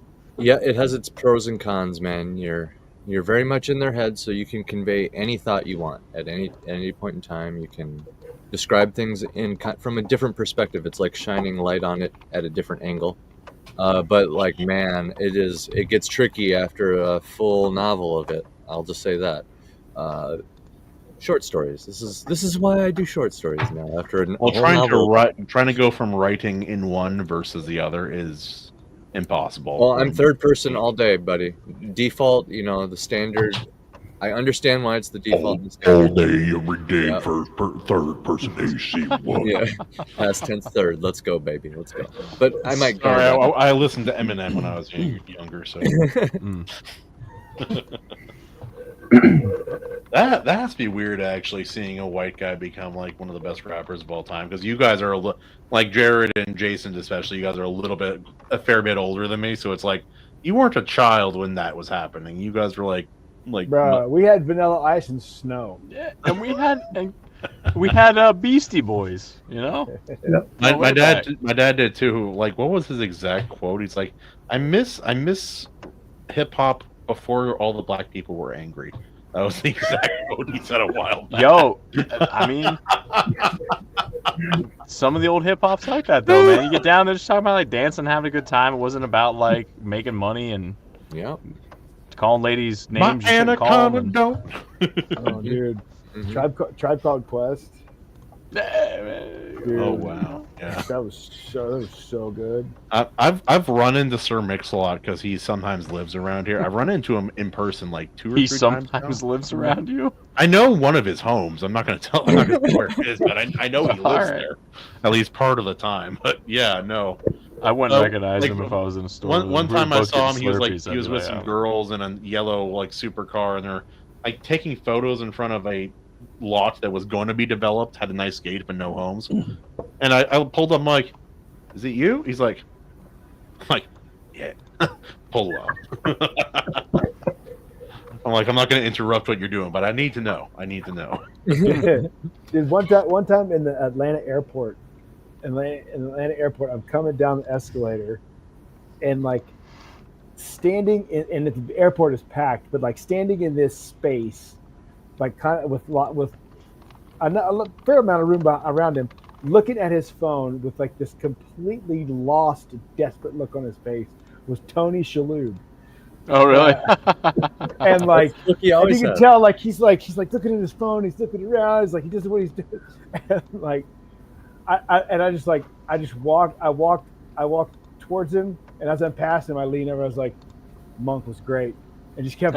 He's like, oh, thank you. I just kept on going. Like, you look stressed. I'm gonna leave you alone. But Monk was great. He was in character. He's just like freaking out. Oh God, the sniff did it all. Yeah, dude. No, it's like there's the YouTuber Jeremy Johns. I've talked to him in person maybe 4 or 5 times now. A really cool guy, actually. But the first time I saw him, I was like, I was in Target of all places. My wife and I just bought some stuff we didn't need, obviously, because she was there. But we were just about to walk out, and I look over. I'm like, he's like, so it comes over, talks for a minute. Super cool dude, and is like, all right, bye. It's like cool fan interaction. I'm the fan. He's a cool dude. But then we're going to the same place, and it just felt weird. That's awesome. Like, bye, and he walks in the same direction. Like he goes and gets in line for the Starbucks inside of Target, and my wife's like, "Oh, I really want a Starbucks. Can you go get one?" I'm like, "Why? I can't. Jeremy's there. Why It's would gonna you be do awkward." I did do it, but it was weird. It was painful. Hey, what's up again, Jeremy? I love. You want proof that I was dedicated to my marriage? That's it, right there. I'm like, now I'm gonna look like a weirdo in front of a really cool person. Thank you, honey. There's Norm Macdonald has a bit where he's at an airport and he goes into the bookstore. He's like, "Oh man, Matlock's in there," and he's like, "Oh, he's reading this big thick book, and I'm reading the Jughead cartoons, so I gotta get something big and thick." So I go buy some. Like, I don't even want the damn book. I just buy it so I can look smart. And I bump up next to the guy. I'm like, "Oh geez, I'm sorry, buddy." He's like, "The guy wasn't even Matlock. It was just some other old guy." That's a great Norm Macdonald impersonation, by the way. He's like, then I'm having this long conversation with this old guy. I don't even want to talk to him there for like a half hour. I almost missed my flight. I miss Norm. That guy was. Me too. That was the one celebrity death that actually it hit me a little bit. I was like, damn, Norm? yeah. And it's like, Not Norm. but yeah. Anyway, we're talking about aliens in your books. Yeah. Was Norm Macdonald in that book or no? Yeah. Sadly, no. So yeah. The Last Star Warden. Kahuna, do you wanna read this one too? Yes, he does. In that voice? In 1 second. Yeah, I'll read it in that voice. I promise. Okay. Not the female reporter. We'll have the author give us an. It was just an experiment, just a little thing. I was just trying. Well, The Last Star Warden is completely different. It's a series of short stories. Basically, he's the Lone Ranger of space because I came up with the idea after basically getting wiped out with the culture war, seeing what happened to Star Wars, Doctor Who, Star Trek, all of it. And I was like, let's just go back to the beginning. Who was my favorite hero, my first favorite hero? And it was the Lone Ranger when I was little. And so I made a list of the characters I liked. Lone Ranger, Batman, Captain America. And then I started pulling all of the things that I liked about him. And I was like, well, I don't want him to be, just like a vigilante or something like that. And I was like, let's put him in space. Hey, I like Space Ghost. So that's how the Last Star Warden came to be. Hell yeah, dude. It was 2 hours sitting in the Toyota dealership waiting on a factory recall, doodling in my notebook. And I was like, okay. That's a good way to go, man. Can you zoom this out just a touch, AC? Yeah, I'm getting. All right. Getting there, almost. Dang, that's a thick paragraph. Here we go. Whoa. A little more. Hold on. There we go. Perfect. Almost there. Okay, there we go. The Last Star Warden and his intrepid alien companion Quantum are constantly battle crime and injustice on strange worlds across the galactic frontier. From spaceship battles to corporate disasters like Apple, from rescuing imperiled colonies to battling alien conquerors, these stalwart heroes traverse across the stars to solve mysteries, vanquish evil, and protect the good of the galaxy. You'll love these sci-fi pulp yarns written by and illustrated by McCuiston. They're just a ticket for those who enjoy episodic and anthology-type stories full of epic adventure. In this first story, Lost in Transit, the last Star Warden and Quantum are stranded on an isolated space station by a cosmic storm, and they must track down an invisible threat that is stalking the station's inhabitants. See you next week on The Last Star Warden. Yes.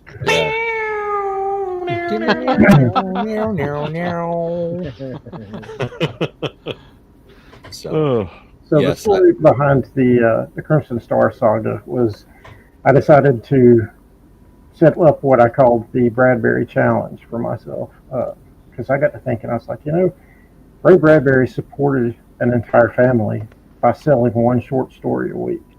Now, I can't guarantee I'll sell a short story a week, but I can make sure I write one.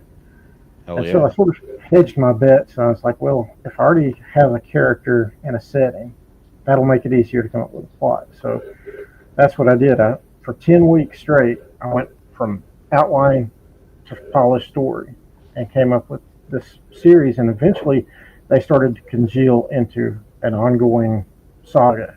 And so once I got them together, I was like, went to my publisher at Dark Owl, and she's like, sure, let's do these. And I was like, but I got an idea. Let's release these once a month for 99 cents, and I'm going to do these Bronze Age style covers for them. I want them to feel like the comic books I used to get off the spin rack when I was a kid. So that's how this came to be.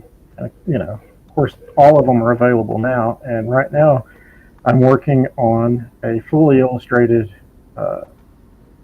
edition that's going to compile all 10 into one volume, and that'll be available in print. These are only ebooks right now, but the illustrated version is hopefully going to come out sometime next year.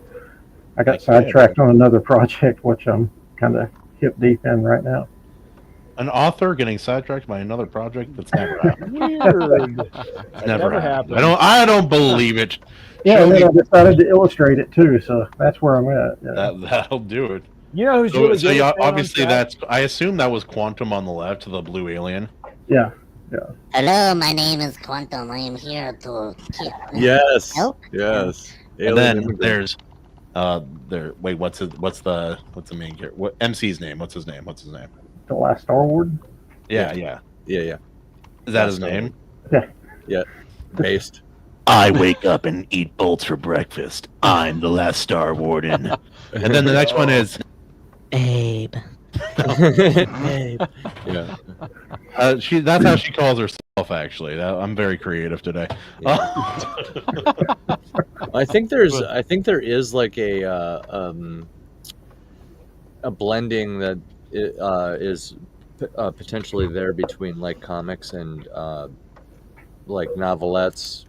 Short stories are easier. Short stories, yes. Do, obviously. Yeah. Like I'm thinking of like my Mortal Descent series. It's like 3 short stories, right? I could have at least included one art per story, like, and that art could actually be the like instead of just saying story title and then the story starts, the story title could be embedded in an image. Like it could be a book cover, right? And it takes up a whole page. Then you turn the page and the story starts, right? I could have did something like that. And then there's also the potential of like bookending short stories in anthologies like that with art, and then maybe even sliding one right in the middle of it. You can separate scenes with art, essentially using it for all these different reasons to divide up your anthologies and your stories in general. I don't see why not, other than the price point. But I think that would be the way to go for people who do want to get into some sort of comics or love art. That they have a lot of artist friends. They just love art in general. Maybe they have a good like one artist who's got a good deal or whatever it is. You could totally slot that in. The more I think about it, I think bookending with one in the middle or like dividing scenes up is probably the play. You just show the iconic moment from each scene. on its own page. That's kind of what I did with the first volume of the last Star Warden. I wanted it to be like the old pulp magazine. So, you have some illustration to go with the... Sorry, my bad. Oh, yeah. It's a long spaceship. Yeah. See, and I don't think enough people do that. And there is the fact that Amazon does technically charge you for this because of file size. Not gonna lie, Quantum's kind of cut. Right. They create a digital weight behind things, and they claim they claim basically that they can charge a fee just like if you mail something heavier to somebody. Kind of the same idea. So it's just one of those extra tacked on charges, even though it's all digital. But it discourages people from putting a lot of images in their book because obviously it lowers the profit margins or whatever. But I mean, I think it really adds a lot. It's something I want to do. Every story needs it. It partially depends on the feel. Like the pulpier it is, the more in line it is, in grain it is, for there to be more art and images and such. Like obviously a book like Razor Fist books, they have lots of art. My friend the Lord Otter, his is a little closer to normal fantasy, but it has pulpish elements, and he has a lot of images in his book. Very popular. Hail Lord Otter. Yeah. Yes, Hail Otter. Yeah, he's cool. He's cool. I make fun of him a lot, but he's really cool. That or like R.H. Snow's another one. She puts a lot of her art, and her art's so charming because it's like, I'm not saying her art's bad is not true. It's not professional grade, but it's so personal, and the fact that it's done by her makes it all the more special, and it really fits the story. It gives you a feel that an alternate artist wouldn't give, which is great. And you're doing the art for yours too, which makes it even seem. Yeah, I'm blessed to be able to do that. I actually went to college to be a comic book artist, and oh wow, yeah. Yeah, and the industry imploded before I could graduate. Oh, yeah, I was going to say that the timing there might have been a little rough. Story of my life, brother. I mean, it's like day late, dollar short. But, you just pick it up and keep going. So, yeah. But you also went to college back when college is worth something. So that's not terrible. Well, for most degrees. But, if you get an illustration degree from a state school, planning on going to New York and become a comic book artist, in 96. I don't know. Moving to New York sounds like them, isn't it? No. Well, you could actually. I think you chose the. I don't think that was as wasted as you might think, because learning how to make a comic, and I don't know if Jared would agree with me on this. Maybe, but like I personally noticed that there's a lot of that goes into making a comic that kind of is interchangeable with like making movies and even making books and other things.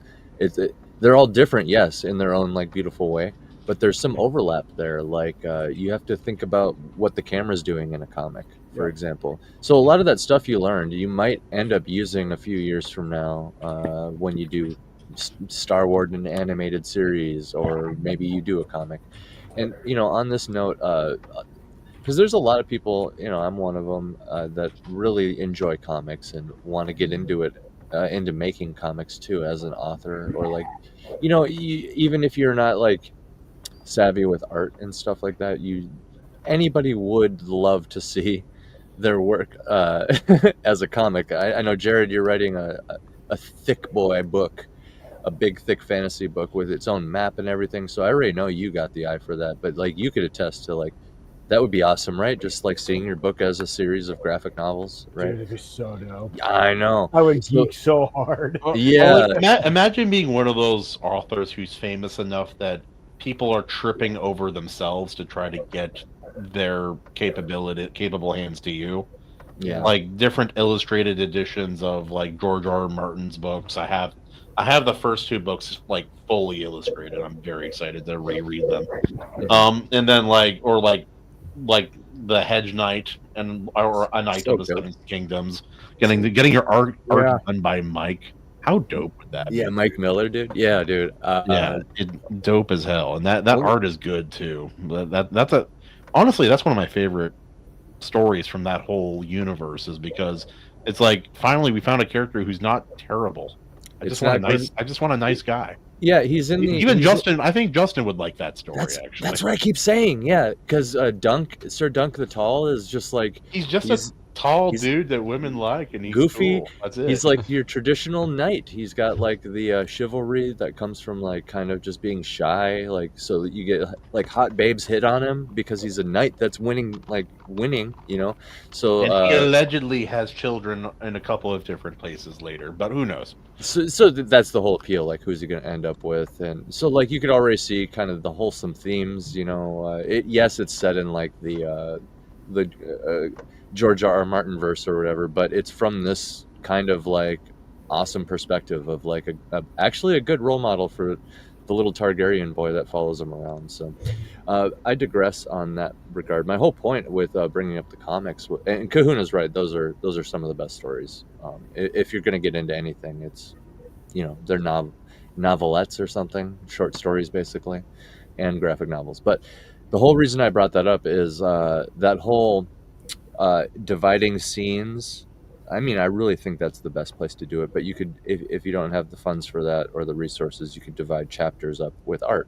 And that, I think that goes for a novel too. The more I think about it, I might since my novel's still in editing, I might do something like that. Cause I mean, there's like 33, 34 chapters. So that's like a lot right there. And then each one has a few scenes maybe. So that would add up fast. But I'm just saying this to like those out there who, like, maybe an issue to a graphic novel or a comic, 22 to 24 pages seems really daunting. You know, each page it's sequential art is what they call it. So it's really actually several different arts per page. You know, which for as simple as you could make it for a comic, does kind of have its own struggles and stuff that the artist has to look at for price and stuff. But yeah, that would be a way to get some of that out, right? Where you can kind of see some of what you're creating visually too, and blend the two worlds. And it creates like a deluxe collectible like feel to everything. You know, I don't know. I was gonna say, like I said, I am blessed that I kind of have that advantage that I can have something visual to pitch the stories that I'm writing. I know I don't have the eyesight or the stamina to do sequential art anymore, because I mean that's grueling to sit and do panel by panel for, you know. Right now I'm doing full page illustrations, and each one takes between 5 and 8 hours, going from the layouts all the way up to the finished inks. And I would have to say that if I was doing pencils and inks on a full page of sequential art, that would probably be 2 days, you know, 8 to 12 hour days. Yeah. I've been spending all week on, I'm just trying to do 3 pages from some sketches of my graphic novel for one of my short stories. And it took me multiple days for one panel. Okay, I'm on the second panel of 3 pages. So I could show that off after I'm done talking here. I'll dig that out. But, yeah. But yeah, I hear you, man. It actually makes me feel a little less alone. Hearing that it takes multiple pages. I'm alone. There's no one here beside me. Right. My friends have all gone. But yeah, that movie was huge when I was young. I love that movie. I thought you were making this up. I thought you were winging it. No. It's he was quoting Donkey from Shrek, the first one. There's no one to deride me, but you gotta have friends. Stop singing. It's no wonder you don't have any friends. Holy shit, you're so rude. I got to tell you, I'm in awe of all of your guys' musical talent. I can't even play the radio. I mean, if I were to try to vocalize right now, you would end the stream. I guarantee it. My voice is mute. I'm right there with you. I have no musical nothing, bro. I'm just a dude with I'm loud. That like I sing the same way I dance, with passion, but it's not good. There we go. Yeah, no, these are nice. These are nice. Yeah, I'm some excited of the to- some of the other artists I know, like there'd be like less than this here, and then they would just turn into something like unbelievable when they inked it. Right. This image goes hard, dude. I know, dude, and like Mark really captured it because like the whole idea is like, dude keeps seeing himself like he's on the front lines of a battle. He keeps like finding himself. So he's very much like fighting a younger version of himself, and even if the dude isn't like his spinning image or whatever, oops, drew a line. Even if he isn't like his spinning image or whatever, there's like it's like that, like what Evelie was saying about Dark City earlier. Was she was she given direction to deliver it flat because it's a perspective thing? And I think Mark really captured the perspective thing because, like, the first dead body he sees, it's him, it's himself. I literally in the script I was like, he's seen himself here, and this is a younger version of himself basically, and finds a photograph, basically himself in the photo too, like the whole thing, every step of the way. So yeah, I'm gonna do that little fight scene, and but looking at it and showing you guys, I'm realizing how little actually got done for as much work as I put into it. but I do have this. I'll show you guys here. I did borrow this draw pad. If I can, there it is. So I borrowed that draw pad from my brother, so it should. Oh, draw. Okay, I thought you said drop hat. I'm like, I totally thought he said drop hat too. Okay. Okay, thank this God. beautiful top hat, so I can this top work hat, better at things. Yeah. Justin's like, it's a weird looking one, but you do you, boo boo. Yeah. But yeah, dude, night and day difference. Like I stayed up late and like made sure it was working, and then I tested it out just so I could, use it. And then I posted in the Discord. I was like, it's like breathing for the first time. it's like how did this exist? Almost like drawing with your finger and using a pencil are very different, Yeah, I've never even tried to draw digitally. I'll color digitally, but I've got to have the tactile sensation of the instrument and the paper. I don't know. I guess that's just the way I'm wired. Yeah, I hear you. Also, not related to this conversation specifically, but someone posted a couple of pages of the writing from the Milking Farm Morning Glory book about the cow. no. It's way worse. Nah. Later. There's weird attempted feminist messaging in there too. Oh no. She's read like it? the whole like, yeah, I do. I really do. Read it, dude. Read it. What should we pull up for it? Let's see. I have something for you. I like to imagine Kahuna's on the construction site, and he's like swinging a hammer and breaking concrete, and he's got a jackhammer going. He's pouring concrete and ordering guys around. But in his AirPods, he's got this like cow romance novel going. Cow romance. Swing harder, boy. What is this about the udders? Cows go moo. Anyway, should we have Vilgax? Up? We could have Judge Dredd. Well, I got something for you. Just Judge Dredd doing the hardcore stomp is that's a great image right there. It is. That's true, but it's less appropriate, less on message than this. Dreamboat Lovecraft with the tentacle caressing. Oh, is that what that is? Yeah. Dreamboat Lovecraft. Yeah. Looks like Japanese manga I read once. Anyway, oh boy. Yeah. You mean Cthulhu? Twice, Kuna? Pixel Cthulhu himself. I read it. Yeah. I used both hands. Now let's see. And that's when Bill arrived. She attempted to pull out a handful of carefully folded bills from her wristlet before he'd stop her. No, that's absolutely not happening. Put that away. She'd not thought about it until the day after their first dinner together, realizing in mortification that she ought to have attempted to pay her half. What kind of feminist are you? She couldn't remember the last time she'd been out and hadn't paid for her half, including her coffee date with Carson Tinsley, which accounted for how infrequently she went anywhere. She had come prepared for that night, several weeks of her tips smoothed and tucked into her wristlet. Oh my! I didn't even offer to pay the other half the other night, and I should have. Violet. It's always Violet. Violet. I'm trying to the switch commanding rumble. If the commanding rumble of his voice hadn't silenced her, the heat of his hand dropping to her knee would have. Oh my god. Holy Christ.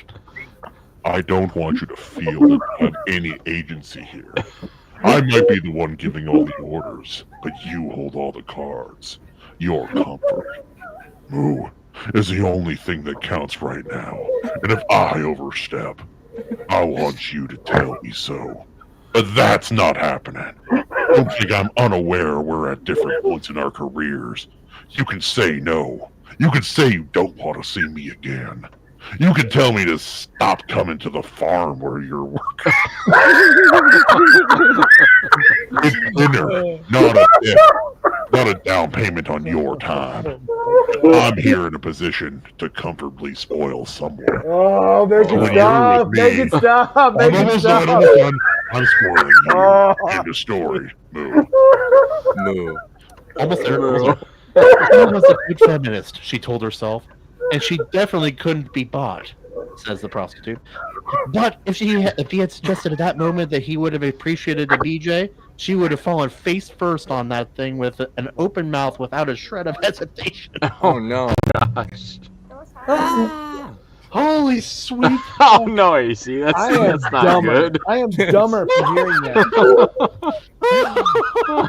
Oh my god. I've read worse than that, but that's really bad. So hard to throw up. Anyway, that's one page of that book, and it's a real book, apparently. Oh my days. Just remember, guys, if you ever are wondering what to do when you're on a date without a bowl, Just ask yourself. Wait, this What is kind a of feminist are you? wasn't this like a best-selling book? No, but this genre sells really well. Oh, okay. People read a like lot a big of it. big hitter. I thought it was like. Wait, is this the one everyone's dunking on today? Yeah, that's where it started, and then AC, I'm sharing something. Jared may not have seen this one. Oh, yeah. Ladies, is this what you want? Is this your fantasy? Just checking. See, I told you, the past, if the 80s, the 90s, whatever. Something went wrong. Something very wrong. wrong. Something went wrong. Well, I think that was a great note to end it on here. You guys, wait, last one. Maybe the last best. Yes, one. get it. Oh no! I don't like everything. Calhouna? Calhouna? Bro. Calhouna is a spirit animal now. I need to put my face on there, but like I don't like that little smile. I don't trust that guy, dude. I could see Calhouna reaching the level of Orc City. I could see that. Oh You just have to my piss the lord! right person off. You have to. Anyway, jump in. Grok is really Twist good him at around. making bad animal human Oh, romance God. book covers. If you're wondering, Almost they're like it's been pretty good at it. None of them were terrible except for one that didn't look like anything. It's weird, but anyway, that feels like the right way to end it. Like my life right now. No.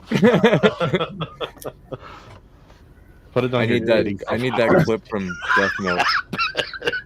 I need that clip from Death Note where he's just like delete. And then I think there's like some clips from The Simpsons where they're like pouring bleach in their eyes. Yep. Yeah. Right. There's definitely that clip from SpongeBob where the sun is burning his eyes and he's like, my eyes. Yeah. No, there's one that's better. It's in the Office. It's where Andy has to pretend like he has chemicals in his eye and he has to clean his eyes with the water sprayer and he hates it because it freaks him out. Yeah. So he says there, eyes open like this. That's right. That's right. That's probably the best one, dude, actually. Hi, my name is Kevin.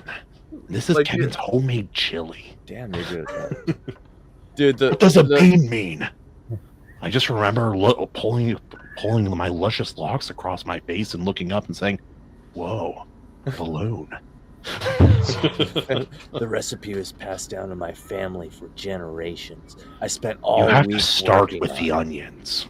Yeah, you start with the onions. Yeah. Dude, no, the eye spray thing is the best thing because it's like you can't look away, so you're holding your own eyes open, and it's like you're being sprayed in the eyes with Kahuna. There's an image. Yeah. The Clockwork Orange chair. Yeah, that's another good one. Oh my god, it's another good one. Holy shit.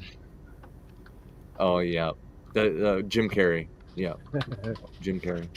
Or was that? He did that in Ace Ventura. I don't know. My buddy showed me that when we were in middle school, and I never quite forgot it. He was also the guy who showed me how to get a second cookie by pretending to be mentally disabled when you're at Safeway. I thought you said my body showed me that, and I realized halfway through it was my buddy. I was like, your body? Like, it just revealed. That's what Katy itself Perry means by self-actualization, Justin. Oh, Your okay. body can tell you things. Also, do you guys know the trick to looking mentally disabled? Well, not you, AC, but everyone else. I was gonna say I mastered it long ago. So. Oh, jeez. No, what's the trick? No. Okay, let's see. We need full body for this. Breathe the nips. All right, hands, T-Rex, put the one side, doesn't matter what side, and try to bite your opposite ear. That was the method. Worked every time. Anyway, yeah, my buddy's mom was mortified because he would do that at the store to get a second cookie from the Safeway bakery, and then he taught his infant, like his toddler baby sister, how to do it, and they were both doing it. And their mom just didn't even know what to do with them. But Just do like what you do with the social worker, honey. Do that. Oh, jeez. Yeah. Yeah. Anyway, Oh, I feel like people. everybody learns more about me and about the world than they ever wanted to. Every stream, and that's how it should be. Yes. We are here to acquiesce the people's requests. Yes. Yes, that's what we're here to do. Eric Am I going right, after Eric Grant? Justin again for no reason. Uh-oh. Where are you coming from? I missed Every time he comes up, catching strays, bro. Here we go. Here we go. Dude. Wait, are you implying that I should be the ugliest, Eric? Hold on, wait a second. Anytime I run into that fella, we talk and it makes me laugh. Anywhere, anytime. He always seeks me out to make me laugh. I appreciate it every time. I gotta wait for like a couple more Evely quips to go out before I end it, man. That just extended the show. Kahuna is shirtless, and Evelyn's still the ugliest man on stream. Idiot. Savage, man. When did he chime in on here, though? I didn't even see him in the chat. No, this is like he just got here at the end to call you ugly. Yeah, this is like late game Iron Like Rumble or something? Where's he at? Get over there. Oh, there he is. Oh, now he's popping up. Where's the bar? That's worse. Cavernously low. Cavernously, yes. Actually, Eric might be a genius. He's just saying everybody's ugly. Oh. Yeah, like Justin's I don't think so I ugly don't- that he brings I- down the I- lower. He brings the don't bar think so that's what he's cavernously saying. low. The bar's so low. Like the He smartest doesn't kid on the say football. whether we're below it or above it, though. When somebody walks in and just walks across the room and slaps Justin across the face and then sits down, you can't say he slapped everybody. But yeah, that's exactly right. AC in a way, Justin, I have a confession. I every now and think about pranks I would do if I had a lot of money. I've had one in mind for you for a long time. I figured if I had a lot of money, I'd come, I'd visit, we'd hang out, it'd be cool, and then we would like go out to like buy like grocery supplies, nonsense, whatever we needed. Okay. And then like we'd be out, your wife would be there, and I would have a very attractive woman wearing like a skimpy but like well-made dress, and she would come and slap you and walk away. And there's no explanation. Yeah, no explanation. Just to cause trouble for like 2 minutes, and then I'd fix it. But, you know. This is like Kahuna pranked. He's got his own no show idea going on here. They got That would divorced. be- It was a whole thing, but it was fun. Wendy from Breaking Bad. Just I don't know about, dude. I only know, like, I watched up until like season 3, and I decided I hate every character on this show. I don't want to watch it anymore. No, it was hard. Wait, what? Wait, what Walt show are we talking Jr. about now? No, Yeah. he's fine. Mom, why you gotta be such a bitch? Like, that was funny. That was funny. Yeah, Walt Jr. was a badass. What a Chad. What a mega Chad. What a Chad. Not a Giga Chad because Dude, you guys squirreled so hard. Yeah, the slaps are going all over the place. Dude, that is this show. If you didn't realize, I don't know how we even got here, dude. But oh no, Eric Grant is spreading to Kahuna, so we better end it. All right, guys. Eric, you are throwing, dude. You're like that's the what guy he at the does, bar. man. Like you don't pick one guy, you just start swinging and hope you hit That's right. someone. He does though. That's the Except thing. for Justin, yeah, he comes to you, he's like bitch slaps you first, and then he starts swinging on everybody. He's like, no, what? Tequila shots? What's going on here? Yeah. Most dummies pick the biggest guy at the bar. Oh, that's true. That's a But compliment. Justin's not the biggest guy in the bar. I am not. You're not. Well, I was actually surprised by how small Royce was, and then how I thought Bats would be smaller than me, and he is, but he's like my height basically. So painfully that was average. cool. Yeah. Painfully average. He's like Yeah. 6 foot, 6'1". Well, and the fact. Okay, He's a Pacific Islander, man. Like that. Yeah. My personality is large enough. People thought I was going to be larger, adds or to they his height. forget that I wasn't larger than I was. That's the whole. And then DPR Daniel was the out of nowhere. Yeah, DPR. I was like, oh, I knew he was a big guy. Oh, what I a giant. I had that feeling. Dude's a no giant. idea. Yeah. Yeah. Crazy. It was funny whenever he and the other introverts at the party would like go hide in the like TV room where nobody was and just sit there quietly. I'd come in, like, hey guys, what are we doing? We're sitting down, we're talking. What's going on? Hey, It was is it like just you by seeing- yourself staring into space, hoping nobody bothers you and asks you how you're doing? It was like seeing Checking in, Daniel man. P. Riley. Daniel P. Riley in real life, and I hope he hears this at some point. Daniel P. Riley in real life. It was like seeing a Caucasian Moai statue right before your eyes. It was like, how did they make this? Whoa, dude! Look, what the hell? He's more like Bigfoot. He's like he moves. You don't see him move, but you know he did because he's not in the same spot. Yeah. And then he disappears. You Dude, don't know that's where so he true. went. He's like he's tall. He has kind of a big head. The beard and the hair kind of makes him look hairier than he is. And then like he's like kind of hunched over. Yeah. So think about this. Like someone hit him with a car. Oh yeah, dude. That poor car. Yeah. Imagine That what happened says to the it. car. That Right. says it, dude. I The know, poor car. dude. The poor car. I've Dude, only been hit by cars maybe twice or maybe 3 times. One time. And you're still in. Okay. Yeah, I was on a bike. What? Yeah. Dude, you were Justin. You were on a bike. You probably deserved it. No, I'm kidding.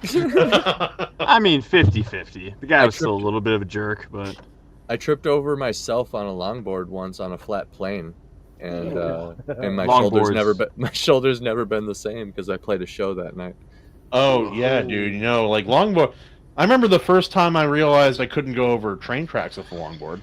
That was too bad. I was going maybe 15 miles per hour. I was just cruising along. I'm like, oh, I wonder. Crank. Whee! Oh, dude, that was fun. No, I think the hardest I ever got hit though was by like a post. It was like a 36-foot post. It dropped off of a forklift, and we were trying to lift it and bring him down. Ouch. It hit something, and then it's seesawed. Hit me in the chest, like right center mass. I flew up in the air and back, way far. It looked like a freaking like cartoon or like a superhero film when someone gets punched. Yeah. I came up, and I'm like, that hurt really bad. I can't. I like breathe. that measurement. How far did you fly? Way far. Even back then, dude, I'm a very large guy. You know what it takes to move someone my size? I flew back like a kid getting kicked to like a toddler getting kicked like a soccer ball. It was in slow motion in real time, wasn't it? I feel like it was one of those. It was. Yeah. Same thing when I crashed my longboard. It's like oh no! Wait, what sound am I making?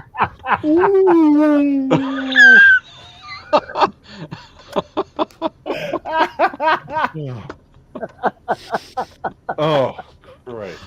Oh, this has been a good stream, boys. What Jason, I'm what is sorry happening? about. Yeah.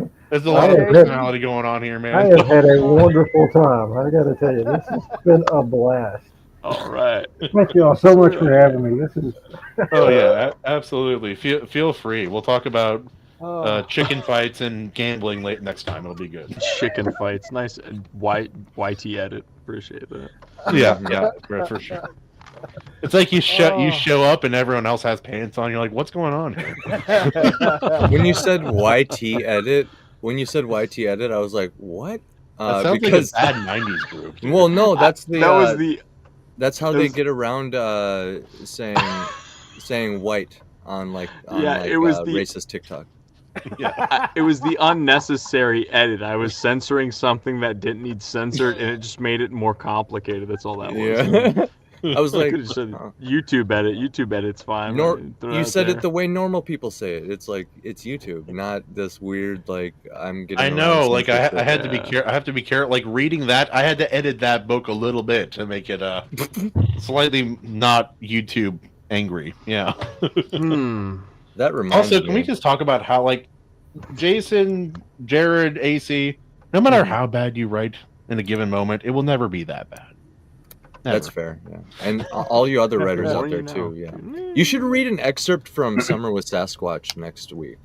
Also, gender reverse those lines, and it doesn't work at all. Yeah, if it's stupid one way, it's stupid both ways. That would be a funny series you do where you just gender swap popular romantasy or whatever, and just read it and provide no context or something. I don't know.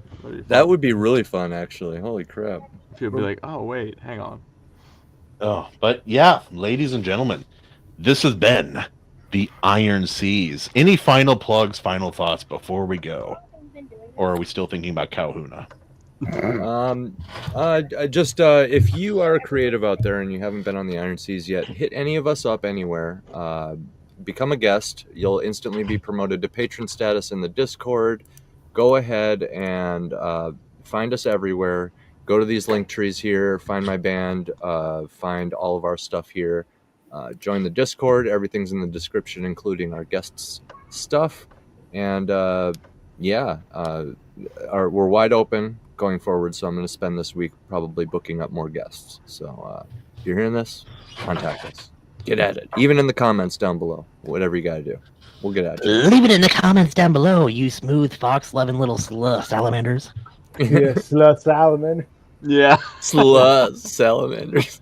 I couldn't decide on a word. Yeah. No, that was good. That was a good catch. I always go back to salamanders. I always go, not sluts, but salamanders. Obviously, that's what I was going to say. Yeah. But yeah, buy Jason's books. Support Jared's movies and music. AC's all right. No, go check out AC's book and his actually everything that AC's ever done. I'm trying to do it all. Yeah. Check out Justin's music.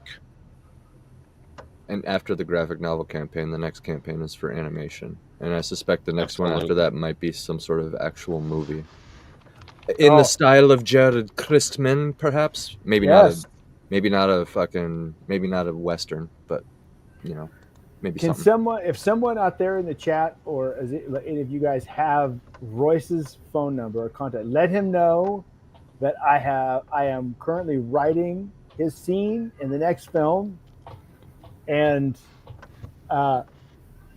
Royce, I'm sorry, I'm going to make you a bit of a beer snob. I know you like White Claw. I know you're a White Claw guy, but I'm going to make it about the beer. So you're going to have to. A good Catholic boy who fell for the goth girl. It's going to be good. Amazing. I'm friends with him on Facebook. If you want, I don't know if you use Facebook. Do you? I do not. I avoid it like the plague. Amazing. You should. I do, but I just technically have it. Also, for those who don't know, Facebook has dating now. In case you needed another reason not to go on there, it's weird. Yeah, dude. But it's totally been. That Royce wrote his part. Oh, cool. All right, boys. If that's all, I'll take us out. All right, let's get it. If you want to check out the Iron Seas, be here next Tuesday. Hear about music, movies, lore, and much, much more. If you want to see Kahuna nipples on stream, be here next Tuesday at 6:30 PST. Thank you for being here, senor. And that's it.